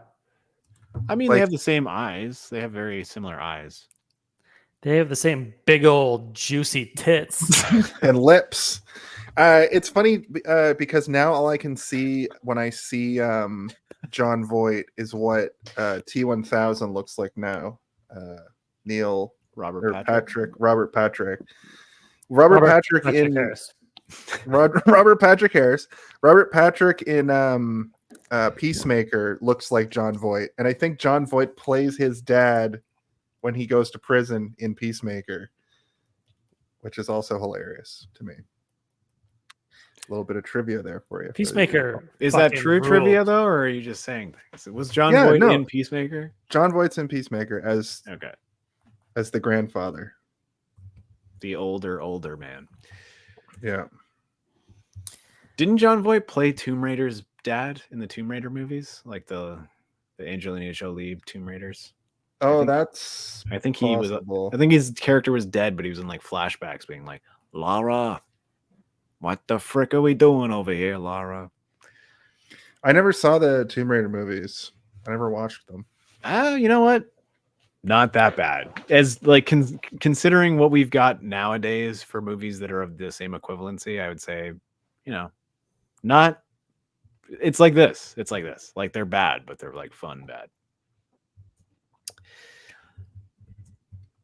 Anywho, are we? We're kind of getting to the point now where Owen Wilson dies. He gets eaten. He has probably the most interesting death. Actually, him and the Jonathan Hyde character. What's his name? Westbridge. The guy who's like, Alan, I'm here to do a documentary.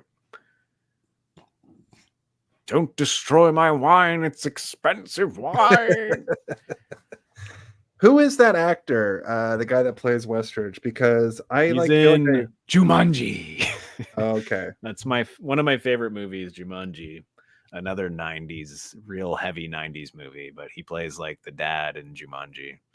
Or, Jonathan Hyde, right? But he also plays like the hunter that like comes out of Jumanji, and he's like, yeah, I should require some ammunition.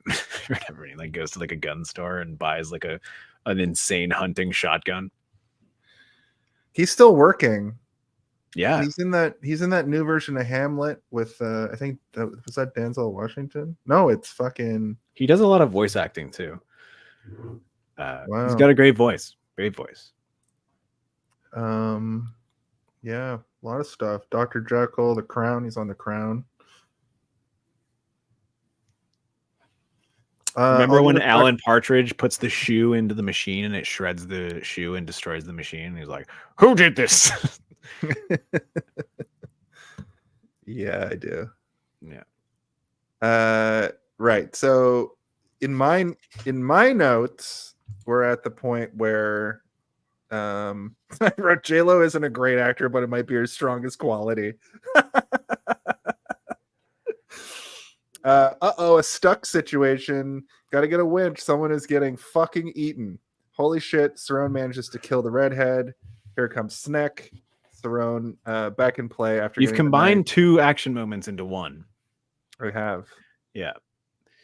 I mean, I think we can move past the Owen Wilson death. This is when everybody's like, well, we talked about that before we got stuck on Westridge, on Jonathan Hyde and Peacemaker. Well, we have to talk about the moment where they trick him and they all attack him at once, and he beats him in the head with a golf club. So shall I hit him again for good measure? And they're like, no. J-Lo slaps on some lipstick, puts her hair up, goes up and seduces Cerrone. Cerrone does not see it coming somehow. He's not like, oh, these people that I've been terrorizing for the last like 24 hours, or she's horny for me. Sure. Believes her for a second. And then she like fucks up for a second. Like she goes for a knife too fast. No, it's just like Is that what happens? He's alert. No, like he sees like a mirror and like ice cubes coming in through the door. I don't even think that. I think he's just like, you think I'm gonna fall for that or whatever. He says, kiss her. He says, "You think I'm a stupid? I'm not a stupid." And then he proceeds to get hit in the head with a golf club through the window and knocked out. I'm like, hey, you're not stupid. But yeah, what happens is like he says like, it's been many years since I had a woman.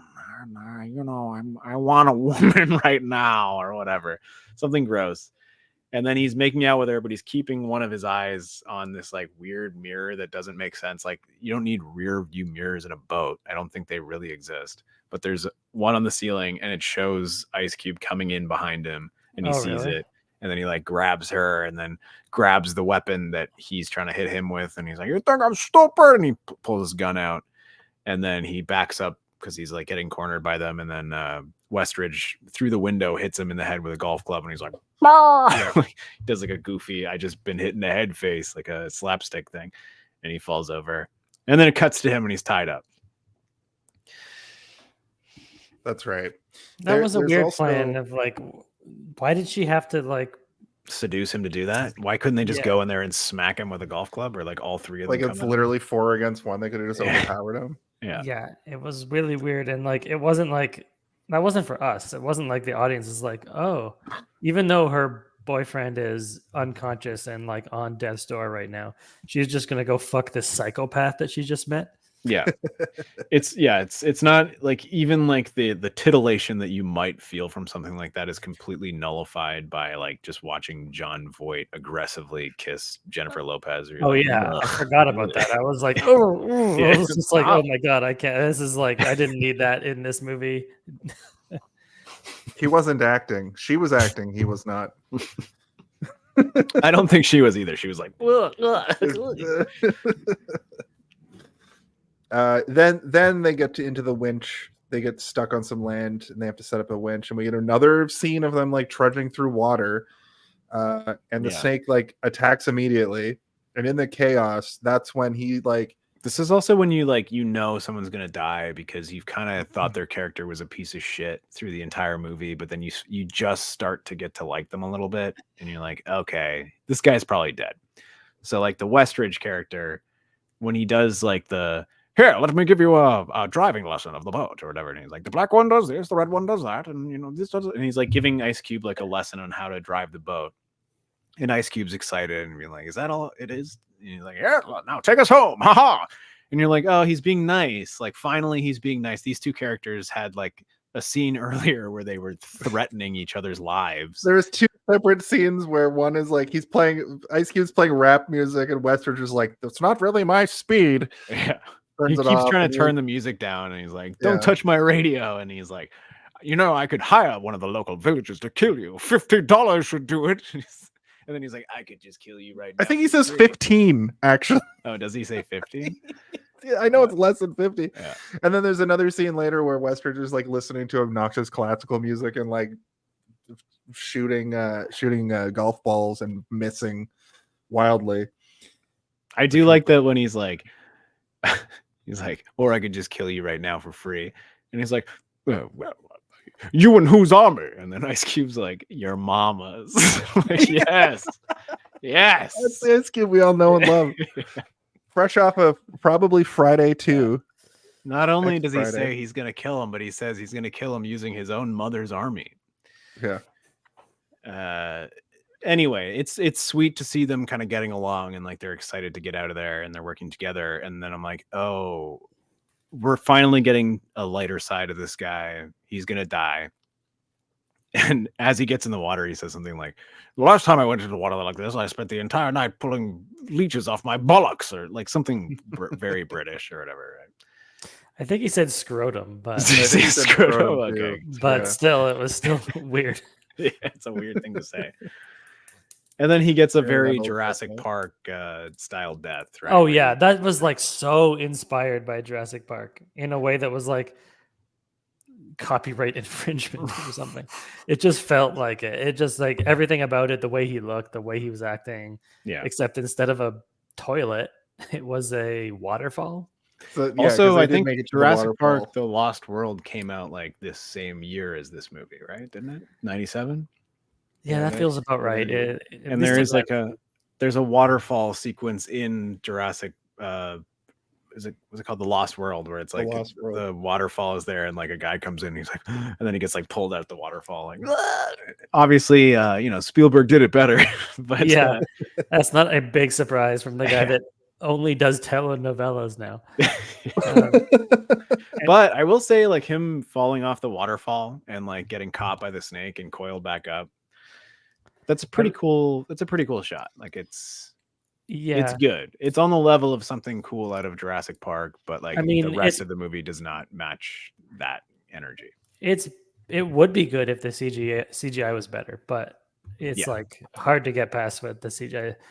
And I think in that sequence in particular, the CGI didn't really bug me because of like how sort of well it was executed in terms of like concept, fear, snake falling, like all of it like I could watch that just drawn in a comic book and I would be just as satisfied, kind of thing.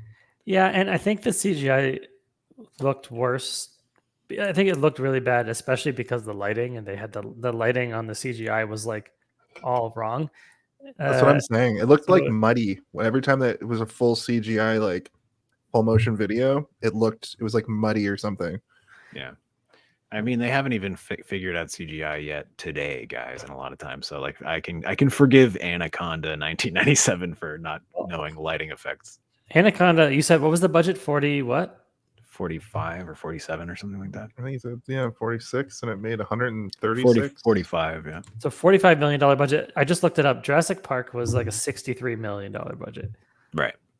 But, he also was utilizing like people who are wizards in the visual effects industry, right? Like he wasn't using just like effects and an effects house. They were using like the effects house. And like Spielberg also knows what he's doing in terms of like hiding things in darkness. He's like, we're going to do this entire sequence in the rain at night because it'll hide all of the jankiness of the dinosaurs. Whereas Anaconda is like every sequence daytime, no rain at all. It's just right there. It's going to be. I also feel like at this time CGI was more expensive than practical because the computer power you need to make CGI in the late 90s was just like astronomical. Like now it's a lot more streamlined. They use like you would still multiple never CGI be able houses to do it. You would never be able to do the effect of a person falling out of a waterfall, getting caught by a snake and coiled up in the snake practically. You just wouldn't be able to do that. It's true. It's so like there are things that they did that I'm like, commendable. I tip my freaking cap to you, Anaconda, for trying it. The snake coming down to the end is like the money shot of the movie. Like it holds. It up still looks very bad, well. but it also is just cool. Like the way it's moving and like the camera movement and everything. It's well shot, even though it doesn't look great. which I can say about a lot of this movie. A lot of things are well shot, but it doesn't look great. That's my review. Sneak peek. Sneak peek review. Yeah, so Cerrone's back in play after killing the redhead by doing a freaky neck break to. He does a Mortal Kombat move on her, or like a Yeah. UFC move on her. I don't know, whatever you want to take it. The Sonya Blade kill to Kano in Mortal Kombat, basically. I made a note that the Foley for this is wacky because the sounds are all wrong. There's a point earlier. Well, I mean, it's a man doing the noise of the snake instead of them taking snake noises, or like. But somebody goes flying sound or something. It's a man. Somebody goes flying into a barrel, and it's the same sound effect that it's like the hood of a car being pushed down. You know that like like that iron sound, which is like, what are you doing? Did you just pull out like they didn't have Foley artists for this? They just used a library of sound effects. I'm sure the Willem scream is in this movie. It's got to be. It's when the snake gets shot in the head. Yeah. Yeah. The waterfall sounded wrong. Is a note that I made. Oh. Also, did you guys clock the waterfall going backwards? That's what I wanted to say. When they winch out of there. So remember how I told you that I saw this in a basement with some weirdo who is incapable of not just like actually facts. He's also one of those people that would like say things that are incorrect and like say them as though they are absolute truth and fact. And because I was 10, I would believe it. He once told me that if a man fell from a building, he would die before he hit the ground because his heart would explode in his chest because he'd be so scared that his heart would explode. That's not a pre-internet myth. That's not a real thing. Yeah. He also told, while we were watching this movie, the sequence where the waterfall is going backwards, he stood up, paused the movie, and said, like, "Did you guys see that? The waterfall's going backwards." And then, like, he also, during Ace Ventura, there's a moment where Jim Carrey falls out of the shower when he's completely naked, and there's like a brief moment where you can see his ball sack, and he did the same thing, even though I was like 8 years old. Being like, "Look, it's his balls! It's his balls!" And everyone's like, "Calm down, sit down. We can move on from that." But he then went on to talk about how there are places on Earth where waterfalls go backwards and defy the laws of gravity. And I'm like, that's not real. Like, even as a kid, I was like, that can't be real. Like, gravity exists. And so for like a small portion of my life, I believed, because this full-grown man was telling me that waterfalls could move backwards, that they could move backwards. There were places on Earth where gravity didn't follow the rules of the rest of the planet. Did he believe that, or was he fucking with you? Or I think he truly believed it. Like he was that, because there were people being like, "No, that's not true," and he's like, "No, it's true. It's true." I think it turns out that he was thinking of like underwater waterfalls where like salinated water and non-salinated water can like move through each other. And there are certain areas. I think he was thinking of toilets spinning the other way in the southern hemisphere. Yeah. Or in like Australia, I think all the waterfalls go up. I heard they go up down there. Yeah. And at the top, there's a drop bear. There's like those rivers that change current directions, like partway through the day. Like all of a sudden, the river is going the other way, and there's like a little wave and like that's real. But like waterfalls can't just like, unless Magneto's involved, can't go upwards, I don't know. Tim C, is water a non-ferro metal? Yeah. There's enough iron in it, I'm sure, maybe. Why did they do that? They love that shot of the boat going past the waterfall so much, but they didn't have it going the right way. All I could think is they had one shot of them going in, and they were like, "We got to use it again because we don't have money." Cutting to another sequence, they were like, "We really," but they were like, "Nope." We really need to show a shot of the boat moving away from this area so that everybody knows they've left the area. It's so stupid. Oh damn! The tranquilizer fell out of his body. The thing is that they have like 20 other sequences. They could have even used another sequence in this movie to just like show the boat moving and being like, okay, they're moving on. They've moved. We don't need to show the waterfall. Maybe the director was like self-sabotaging on purpose. He's like, let's just fucking fuck with them. Just fucking do some crazy shit and see if they notice in 30 years from now. No, listen, Jason, I saw this in 1997, and the person that I just told you about noticed paused the movie and then talked about backwards waterfalls for fucking 10 minutes. It's an Easter egg, just the worst Easter egg. He's not doing good. That guy is He not probably doing good. voted for conservatives for the rest of his life. I'll talk about him off camera just because I don't want to like put it out there. It's very weird stuff. Oh, I can't wait. Yeah. So as Ice Cube almost gets eaten, J-Lo shoots the only anaconda in this movie, and then the credits roll, and that's the end. Nope, actually, Cerrone's still in play, and Eric Stoltz shows back up and gets Cerrone. And that's when I noticed the little effect of the blood coming out of the neck, because he fucking grabs him by the neck. And also the ham-fisted ADR happens now, where they get him, they push him in the water, and damn that dirt came out of his back is the line. Damn, that dirt came out of his back. Yeah. ADR from like a top shot of the water, of him like sinking with the dart floating around. It's clearly like one of those pools on a set too. Like the water's moving wrong. It's moving like they're just in a pool. And the waterfall in reverse. I wrote, they just did a reverse shot to save money, I guess. So lame. And then they find the final showdown building, the abandoned building near the river. And the snake is stalking via POV. Puts monkey's blood on J-Lo and kind of on Danny, on Ice Cube, I think. He finds, so like I said earlier, like eating monkey is like kind of freaky to me, because it seems like it's a very close relative to human beings. But getting covered in monkey blood, I think, is like more nasty than getting covered in like any other type of animal blood. Like if someone threw a bunch of pig blood on me, I'd be like, all right, I can deal with that. I've handled pig blood before. I've handled cow blood before. Like when you cook meat, you sometimes get some blood on you. But if somebody threw an entire vat of monkey blood on me, I would be concerned that like I have immediately contracted a bunch of weird Every disease. Yeah. Is it? Why was that shot in slow motion? What was the reason for that? Did it though, or was it distracting? I mean, as fuck? they probably thought it was going to look cool when they did it, but yeah, it is weird. It definitely made it resonate a little bit more with me, like thinking about getting covered in a bunch of like syrupy, thick monkey blood. They should have done the monkey blood shot in reverse. Yeah.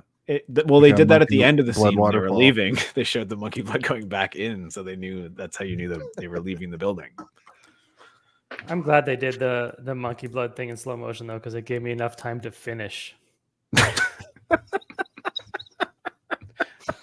Yeah, I finished during the POV inside the snake's mouth. Yeah, I thought so, because that's when I finished as well. We should change the Home Alone of it all to when did I finish?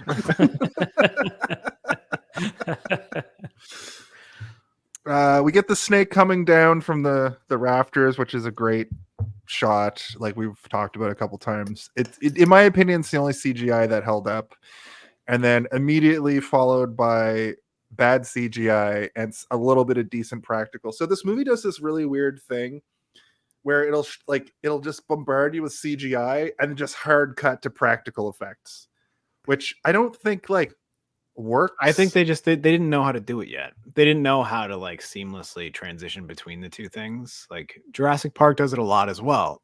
And as much as sorry, I was reading the comment. Yeah. And as much as like Jurassic Park does it well, Jurassic Park also does it, they were figuring out how to do it and there are moments in Jurassic Park where it doesn't fully hold up in terms of like every single shot. There are some shots in Jurassic Park where you're like, yeesh, but they compared did to this, like a where it's like full-size a T-Rex, snake, rubber snake, and then all of a sudden CGI snake, and then rubber snake, and cutting back in like a flatly lit, dusty warehouse where there's particle effects from dust and like all these things happening. It's like they created a disaster, like a perfect storm of like that hard ways to create CGI, and it all just works against itself. Yeah, I agree with that, and it's interesting that we keep comparing it to Jurassic Park, because like fundamentally it's the same idea.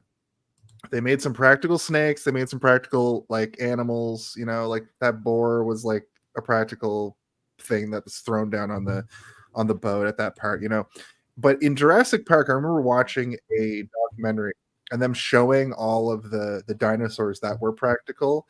And the difference in quality between those dinosaurs and this snake are comically different.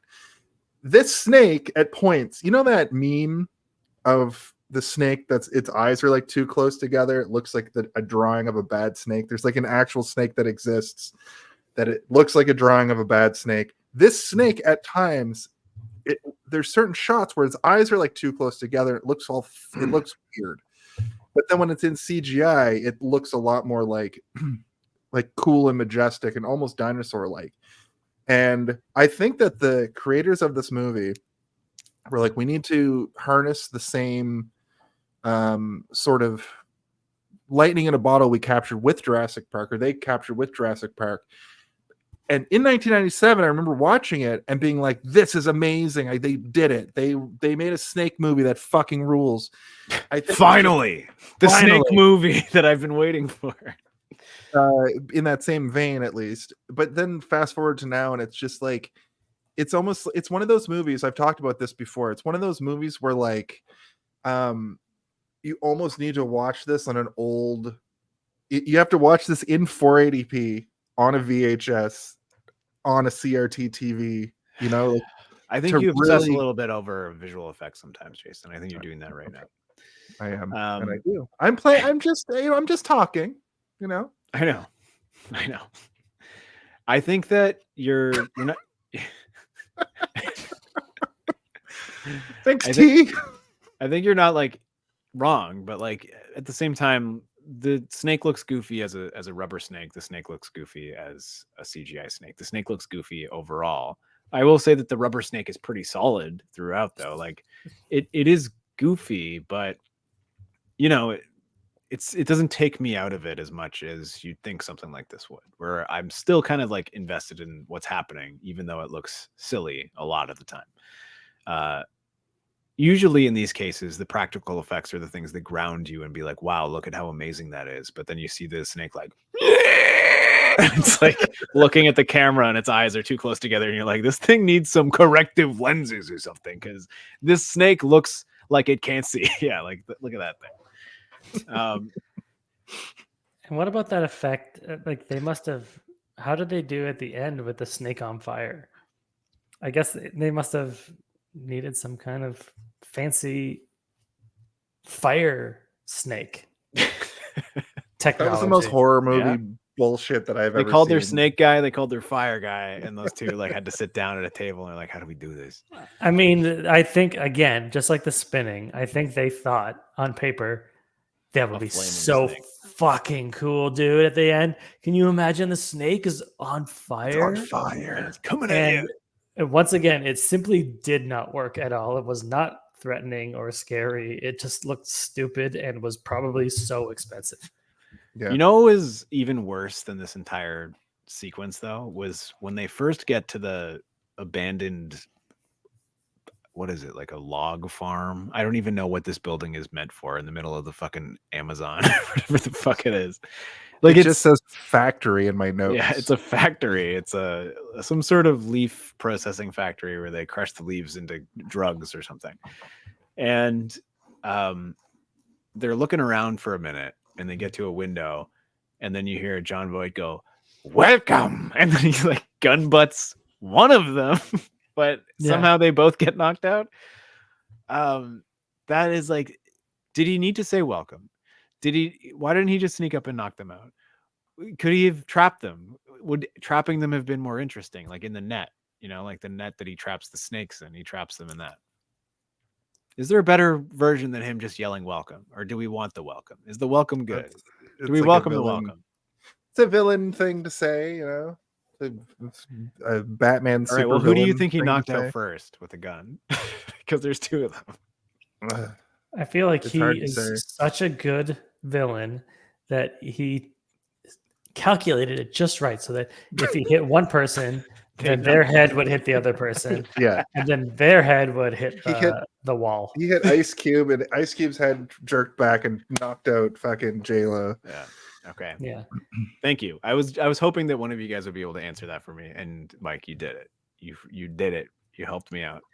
I did it. You did it. You did it. I believe it now. welcome is welcome. I welcome the welcome. So I guess really like this is the end. So, yeah, it's like they managed to escape. The shit gets lit on fire as it's wont to do in a movie like this. They managed to just get Cerrone in the line of fire from the snake. He fucking eats them, and they're still fighting the snake. And then the snake regurgitates Cerrone, and he winks at the camera for some nonsense reason. Just there to be winks. That's his off-putting. whole thing. Is that he's constantly whole winking thing. at people the entire movie. So it's like it's a nervous reaction at this point as his body. I thought going to death rolls. He just. Winks. So you know how there's all the asymmetrical survival horror games like Friday the 13th and Chainsaw You Massacre. wanted an Anaconda game? Imagine playing as the fucking Anaconda. That would be cool. I think that could be fun. I think that could be interesting. As much as you hate asymmetric horror games, Jason, I fucking love them. Why? I don't why is hate it called asymmetric. I don't understand that. Oh, because like the good 4 versus 1. The bad guy is usually one person, and the good guys are like 4. So like it's it's like Left 4 Dead or whatever. No, not Left 4 Dead. Like the Friday the 13th Dead by game. Daylight, I think maybe is what you mean. Dead. You can also Dead by Daylight. The bad guys. Oh, right, yeah. Yeah, there's like a ton of them. They made a Killer Clowns from Outer Space recently. Killer Clowns from Outer Space, Leatherface. Oh wow, they're going nuts. There's a Evil Dead one. So the Texas Chainsaw is a little bit more balanced because you get 3. It's like 2 or 3 versus or 2 villains. Well, I mean, no, it's 3 bad guys versus I think it's 6 or 5. I don't know. It's like a weird number. Yeah. Asymmetric is always the name of the game though, where there's like more survivors than there are killers or whatever. They're fun. We should stream it, guys. We should stream Friday the 13th. It's so fun. I'm in. Maybe in season 3 we do a fucking game snake because we talk the talk, but do we walk the walk? They blow the place and get the fuck out. There's that scene where J-Lo's like climbing up the smokestack. And it's super underwhelming because only the smokestack explodes after they clearly are like, this whole shit's going up. Yeah, I think that the movie kind of like finishes when I did, which is when John Voight is being eaten by the and winking. POV camera of the inside of the snake is where I'm like, this is it. They've figured it out. They've made this movie into a masterpiece. In my mind. Really? The movie didn't finish when they finally got to exploit the native tribe that was having their land destroyed by logging. Yeah, the finally people they of the get to mist. exploit those people. Also, like this is the weirdest moment in the movie for me is the very end where what's his name, McFly comes out and he's like, wow, he was right, they were here all along. And I'm like, wait, what? Hold on. He was right. This maniac just tried to fucking kill all of you, and you're like having a moment of reflection being like, maybe he wasn't that bad after all. Yeah, like he did try to murder me and you. This human man who acts like a snake, who has snake-like movements, is a literal snake in the grass, is hunting a snake.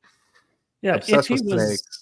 If he was right, all along. It was purely by accident because he would have lied to you in a heartbeat to get you to do what he wanted you to do. Yeah. So he was right by accident, I guess. This tribe was here.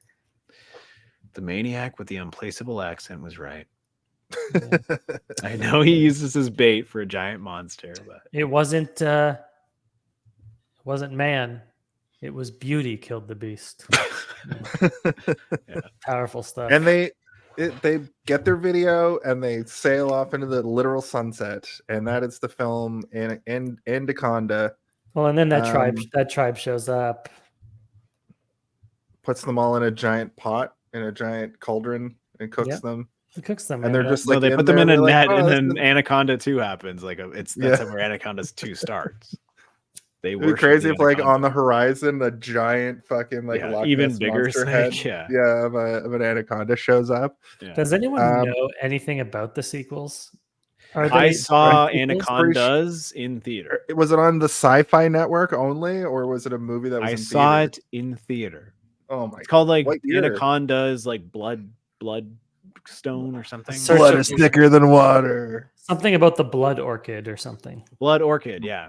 God. Yeah, they go there to look for a flower. They're not there to look for anacondas. But I mean, I The guess hunt for the blood orchid. This movie, they're not looking for the anaconda either. They're looking for the misty river people or whatever the fuck. I can't remember what they're called, but yeah, that one they're looking for a blood orchid, which I think is like the fountain of youth or something. Like if you take the petals of the blood orchid, it'll reverse aging, or it's something stupid like that. And then after that, I don't remember anything else. I'm sure there's lots of snake antics where they're fighting snakes and stuff. I'm looking at the cast right now, and literally nobody I've ever seen before is in it. That's the difference between this movie and that movie, is that this movie, every single person in it, you've seen in something else before. Yeah. And after. The lead actor's real name is Morris Chestnut. Wow. What a name. Here's a chestnut for you. And there's a guy named Matthew Marston. I wonder if he's related to the Marstons. From the Red Dead Redemption video games, or yes. Oh, James Marsden, probably. Yeah. Really. I meant James Marsden, yeah. It looks fucking bad, but it was 2004, so the CGI is probably better. I'm surprised it was a movie that went into theaters because the next two Anaconda movies are both called Anacondas. The other one's from 2009, and well, I mean, this one should have been called Anacondas as well, because there are multiple. True. I was tricked into thinking there was one Anaconda, and that one that gets you were shot tricked in the so head. hard that even after watching it, you weren't sure if it was a different one or a new one. That's how tricked you were. It's true. So that's Anacondas. Sorry, I wanted to say one thing. Anaconda's blood orchid, Hunt for the Blood Orchid, was on a $25 million budget. So wow, they lost. That might be some pretty rough CG. I mean, this one was a bona fide hit, right? Like a success. It made lots and lots of money. Triple its money. It's surprising that there weren't several sequels like immediately. Yeah. Because it's such a simple concept. Like, especially if you're like, we don't need to make them looking for the anacondas, but like you could have played into it. Like, you know, is there like a Sister Snake movie from this era though? Like I can't even think. Yeah, it's called Sister Snake. Sister Snake. It's called Boa Constrictor. It's called Boa Consister. And I actually have footage of the snake from the movie. It's this. Oh, there it is. Yeah, that's the Boa Consister right there. That was the poster for Anacondas. Yeah. That's all. It doesn't even have the name of the movie on it. Just that picture of the no date. Arabian sand boa or whatever the fuck. Hey, we're talking about it. It's true. Marketing works. All publicity is good publicity. That's what they say about it. That's what they say in Anacondas. No, they say, "I'm sorry that we made this." Anaconda doesn't. Oh. Why don't we talk about the Home Alone of it all, and then let's wrap this. If you had to pick one, what do you think the Home Alone of it all? the Home Alone of it all? Can someone please tell me when the Home Alone? I really gotta know. When is the Home Alone of it all? What is the Home Alone of it all? Now that's the Home Alone of it all.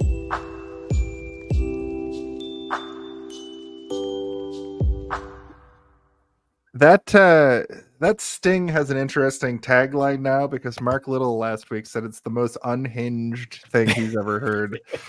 So we have that accolade going for No, he said it was the most psychotic thing he's ever heard. It's psychotic, yeah. Which is true. Mark is one of the funniest people in the world, I would say. Yeah. He's very funny. That was a good episode. But this episode. This is Anaconda, and we're talking about the Home Alone of it all, which of course, Michael, you've been here before, so I don't know if you remember, but it is the idea that in the movie Home Alone, everybody wants to see that point when Kevin McAllister slaps down the blueprint on the table, and then he's going to just violate these two cat burglars, essentially. And that's what you're there to see, you know. From Sounds that like you're point describing on- my first viewing experience of Anaconda, Jason. Well, Violated in a basement. oh god. Verbally and visually and other things happened. I thought you were holding up like a lady's razor, like a leg razor for a second. What's magic tricks. That's a new one for the show. Oh, whoa.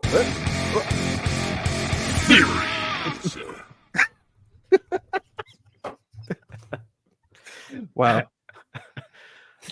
Very good. I have the moment I want to pull now for I have other things I want to pull, but the moment I want to pull for a YouTube. But Michael, the guest always goes first, always finishes first here on Hey, did you see this one? So what's your Home Alone of it all? Okay, I need a refresher. So this is like the moment that it's like I came for. The moment you came for it, like you're like you know, sometimes it's the third act, sometimes it's like the trailer moment, but like kind of like the Kevin McAllister setting up the traps and the traps falling on the burglars. Okay. I'm gonna say without any hesitation and without any room for being incorrect is obviously the right answer. It's when they talk about the catfish going up the pee hole. Yeah, It is undeniably the Home Alone of it all. Yeah.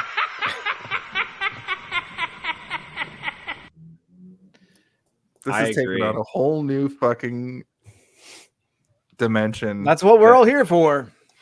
Trauma. This is a great season finale. Steve, what's your Home Alone of it all? I mean, mine not as funny, but the moment where he unravels the snake skin and it rolls across the deck, and then Ice Cube is like, "You're telling me there's a snake out there that big?" And he's like, Yeah. "Maybe even bigger." I'm like, "Okay, yeah, this is sick. This movie rules." Yeah, I kind of wrote like it doesn't really have one because like it starts so fast. Like this movie just gets going pretty fast, which is one of the best parts about it. But I also wrote maybe when Cerrone is just tied up towards the end, and then it goes into like like then he kills the girl, and then they go to the factory. And the final people sort of survive out of that, and we get the better snake effect of the snake coming down. I would say like there's That's a turning like so point. much of the movie. I know it's like a the whole good third 10 act. minutes of the movie. It's like the third act. I think I went third act on this one. Right. That's the Home Alone of it all. And now it's time to play the most internationally renowned game in human history. It's time to play Guess the MPAA. My name is Jonathan Janaconda from the planet Janacondatron, and we're here to play the hit game show that everybody's talking about across the whole entire universe, snakes included. It is the MPAA rating game. I'm going to turn over to my co-host Steven Bunshun to tell us the rules. But we all know that my Anaconda don't want none unless you've got buns, hun. The MPAA is, of course, the rating that is given to every movie between R and PG, but it's also given a certificate rating, a number that me and you must discover tonight. And Jason's going to give us the first two numbers of that number, but it is, of course, a 5-digit number. So we need to find the number between 000 and 999. That's all we have to do. Guess between 000 and 999. So it has And I nothing believe to do with the movie itself. We're just guessing a number. No, it's just That's right. guessing numbers. That's It right. has nothing to do with anything. It's the stupidest thing that's ever existed. I love it. The first two digits tonight are, of course, 3, 4. And Michael, you get 3 guesses. We're going to alternate. I'll tell you if it's higher or lower. You go first, Michael. What number? 69. 34069. It is higher. 420. 34420. It is lower.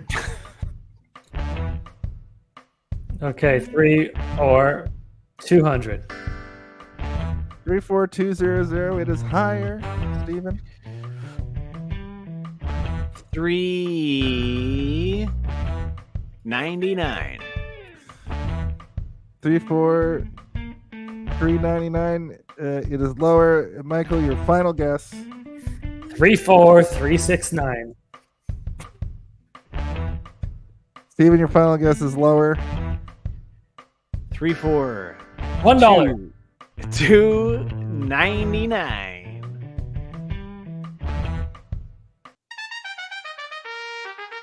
One time we got it. It was crazy. Tell me what the movie is. Wow. Only play it for a second. It's not too bad. Seamless. Incorrect. It is 34328. That's the MPAA rating game, ladies and gentlemen. That was my next guest. Guess.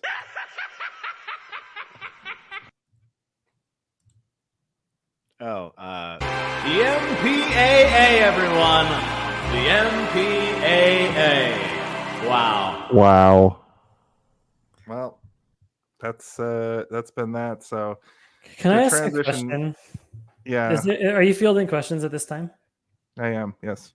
I've been dying to know this, and I've been waiting to come on the show to ask it. Is your show, true or false, the name of your show is a movie reference or not? False. False. Okay, because I always thought in my mind, and maybe some of your listeners do, I'd be curious to hear, that it's a reference to Back to the Future when Marty is watching TV and he's like, hey, I seen this one. And it's a rerun or whatever. He's like, sees a rerun on TV. Right. And then right after that,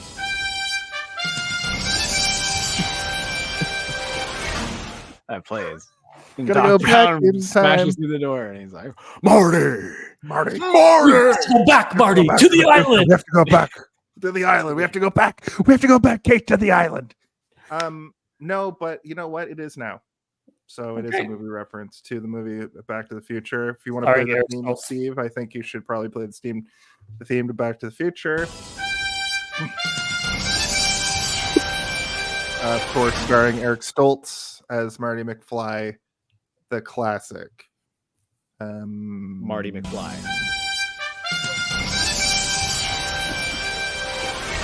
Incredible. That's incredible. I retroactively now declare that's what the name of this show has always been related Jason, to. have you seen all of the Back to the Future movies? Of course. Okay, I just thought I wasn't even sure if you've seen any of them. We've never talked No, about them. I've seen Back to the Future 2 probably the most. I've seen Back to the That's Future where a lot. that one really utilizes this theme song.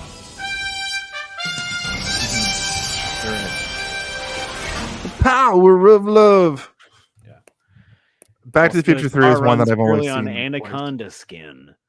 Yeah. Do you want to talk about our final thoughts? No. Hold on. Do I go? I can't Hold on. find it. There's too many things now. I have to rearrange. It's these. time It's for getting out of control. final thoughts.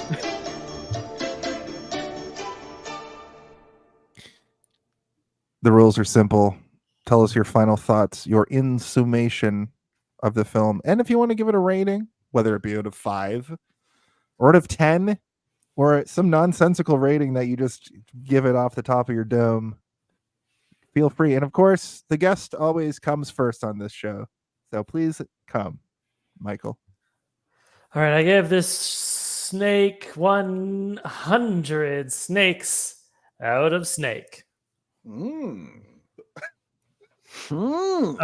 think it was bad.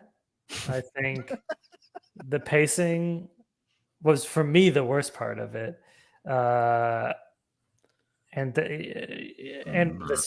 the CG also the worst part. The acting was the worst part. The writing was the worst part. And you know what? Honestly, the wardrobe was the worst part. The wardrobe. Yeah. They wore their own clothes to set, clearly. Yeah. And yeah, it was bad, but it was like honestly, it was kind of fun to watch. It wasn't as fun as I was hoping I would have.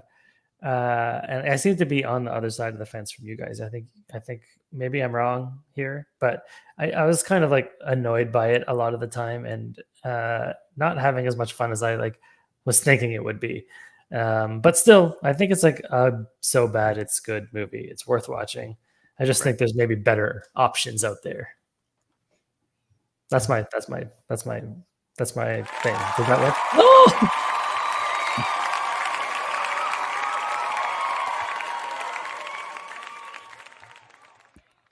Fantastic. Steve, tell us about your final thoughts. Well, I mean, Anaconda. I agree with everything you said. Maybe not the wardrobe part, but everything else, yeah, it is bad. It's bad in almost every way. I think like it accomplishes certain things, but it accomplishes them on very base levels that a movie needs to do in order for you to consider it a movie. Like, let us know who your characters are. Okay, check. Now move on to introduce a threat. John Voight, weird voice that no one can understand where he's from or what race he is, and we really are kind of scared by him. Check. And it keeps doing that throughout the movie, but there's not really much else to it. You're watching a movie where you kind of understand the trajectory, and when you get to the end, you weren't surprised or shocked by anything. But I do have a good time with it, and I think that it probably has something to do with the fact that it's one of the first like scary in quotation marks movies I've ever watched in my life. And because you're trauma bonded to it after being locked in that basement for 3 weeks. Yes, yeah. And that guy telling me about reverse waterfalls and me being like, what the fuck? Yeah, all of this is true. But you know, like I do like it. I have a good time with it. And I think it's again one of the movies like last week we did something similar where I think that if you were to watch this with people, you would have a lot more time because you'd be having fun with the weirdness and you'd be kind of poking fun of it as you go through it rather than watching it for a discussion and being like, what can I talk about in this? Like his weird voice. I guess we'll talk about that for 45 minutes probably. So yeah, I don't know. It does, like I said, it holds a weird little space in my nostalgic brain where I like when I watch it, I am having a good time just because it is what it is. And I don't say that it is what it is. I mean, like it is what it is in my experience of experiencing it when I was 10. And it still feels like it kind of projects me back to when I was 10 when I watch it. So unfortunately, people who watch it who've never seen it before, not going to have that same experience. But if you watched it when you were 10, I can't recommend it enough. If I had to give it a rating, I would say he was right. The maniac with the voice, whose voice that we can't figure out where it comes from, John Voight, was right. Even though he tried to kill us, even though he's drenched us in monkey blood and tried to feed us to a snake so that he could make $1 million, he might have been right. The villagers were here the whole time. Maybe he was a good guy after all. That's my rating. All right. It's a good rating. Pretty good. Oh, thank you. Thank you. Thank you. Thank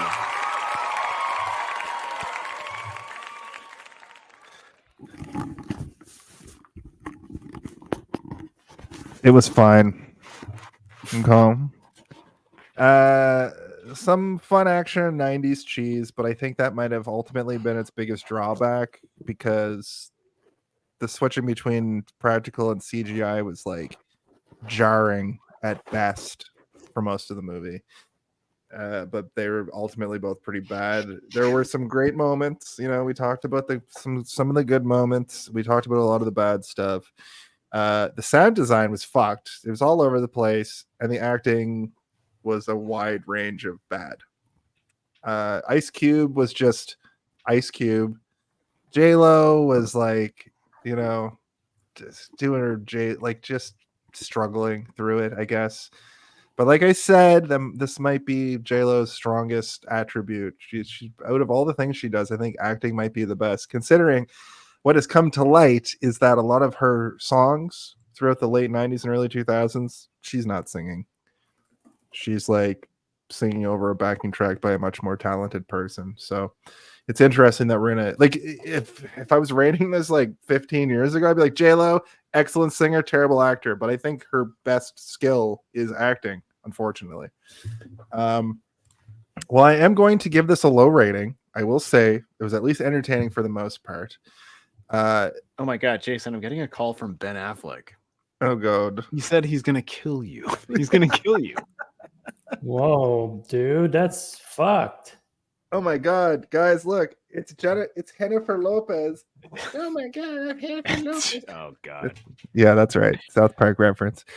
Taco burrito. Nope, can't do that anymore or ever. Well, I'm going. Well, Yeah, fuck, you went just away. did it. Yeah. I did it. Well, I'm gonna give this a low rating. I will say it was at least entertaining for the most part. I didn't have that. I wish this movie was over as much as I thought I would. So while watching it, I was like, this is at least entertaining throughout. It's a 2.4 out of 5. I give this movie an anaconda shot in the head twice, pickaxed to the tail, lit on fire, and axe to the face. I agree. That's a pretty good.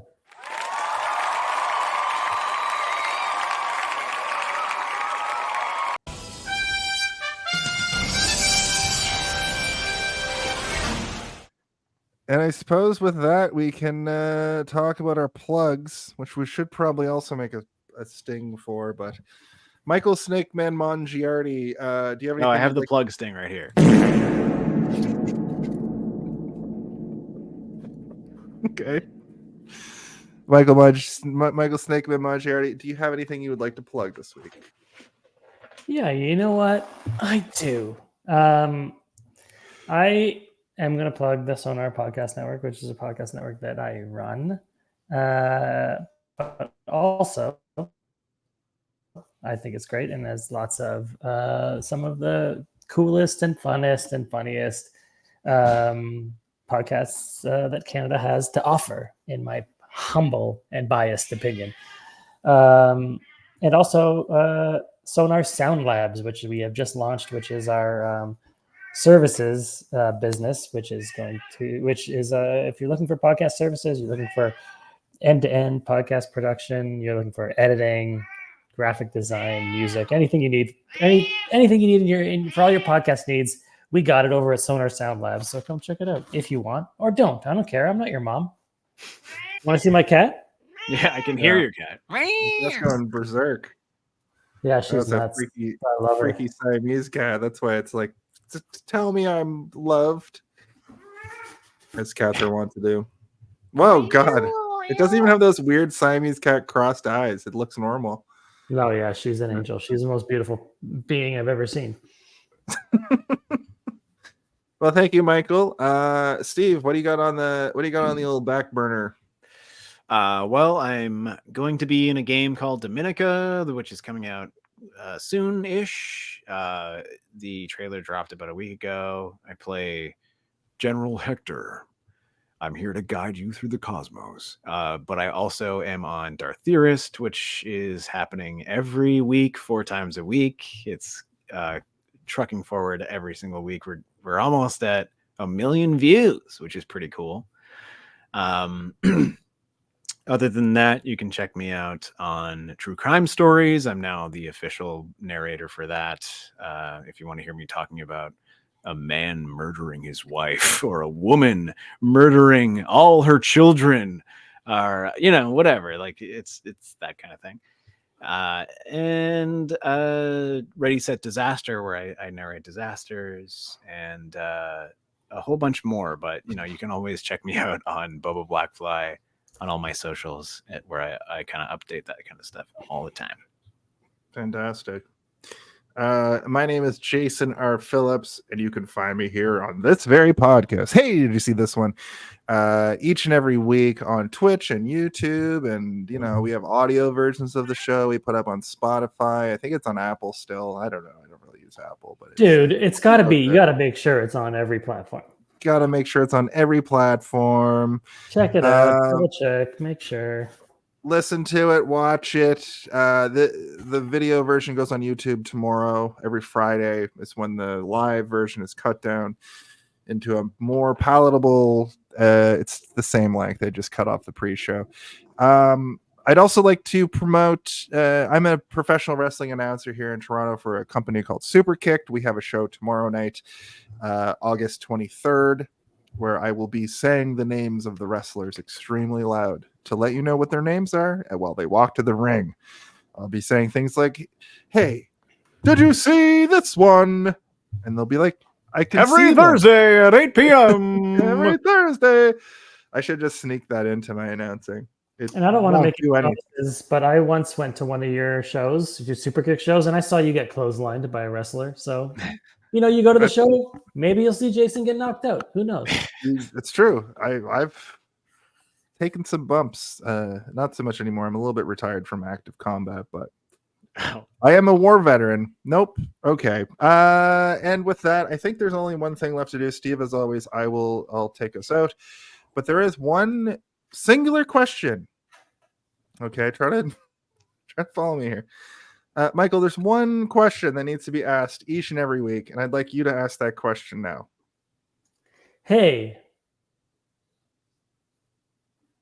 what's up? My name is Michael. How are you doing this afternoon? Oh, and before I go, one last thing. Have you ever seen the wolf cry in the blue corn moon? Just kidding. I'm a little bit drunk. Hey, have you seen this one? Nope. Close. Oh. Hey, have you watched this one? Nope. It just did. It's Hey, right. did you see this one? There we go. Have you ever?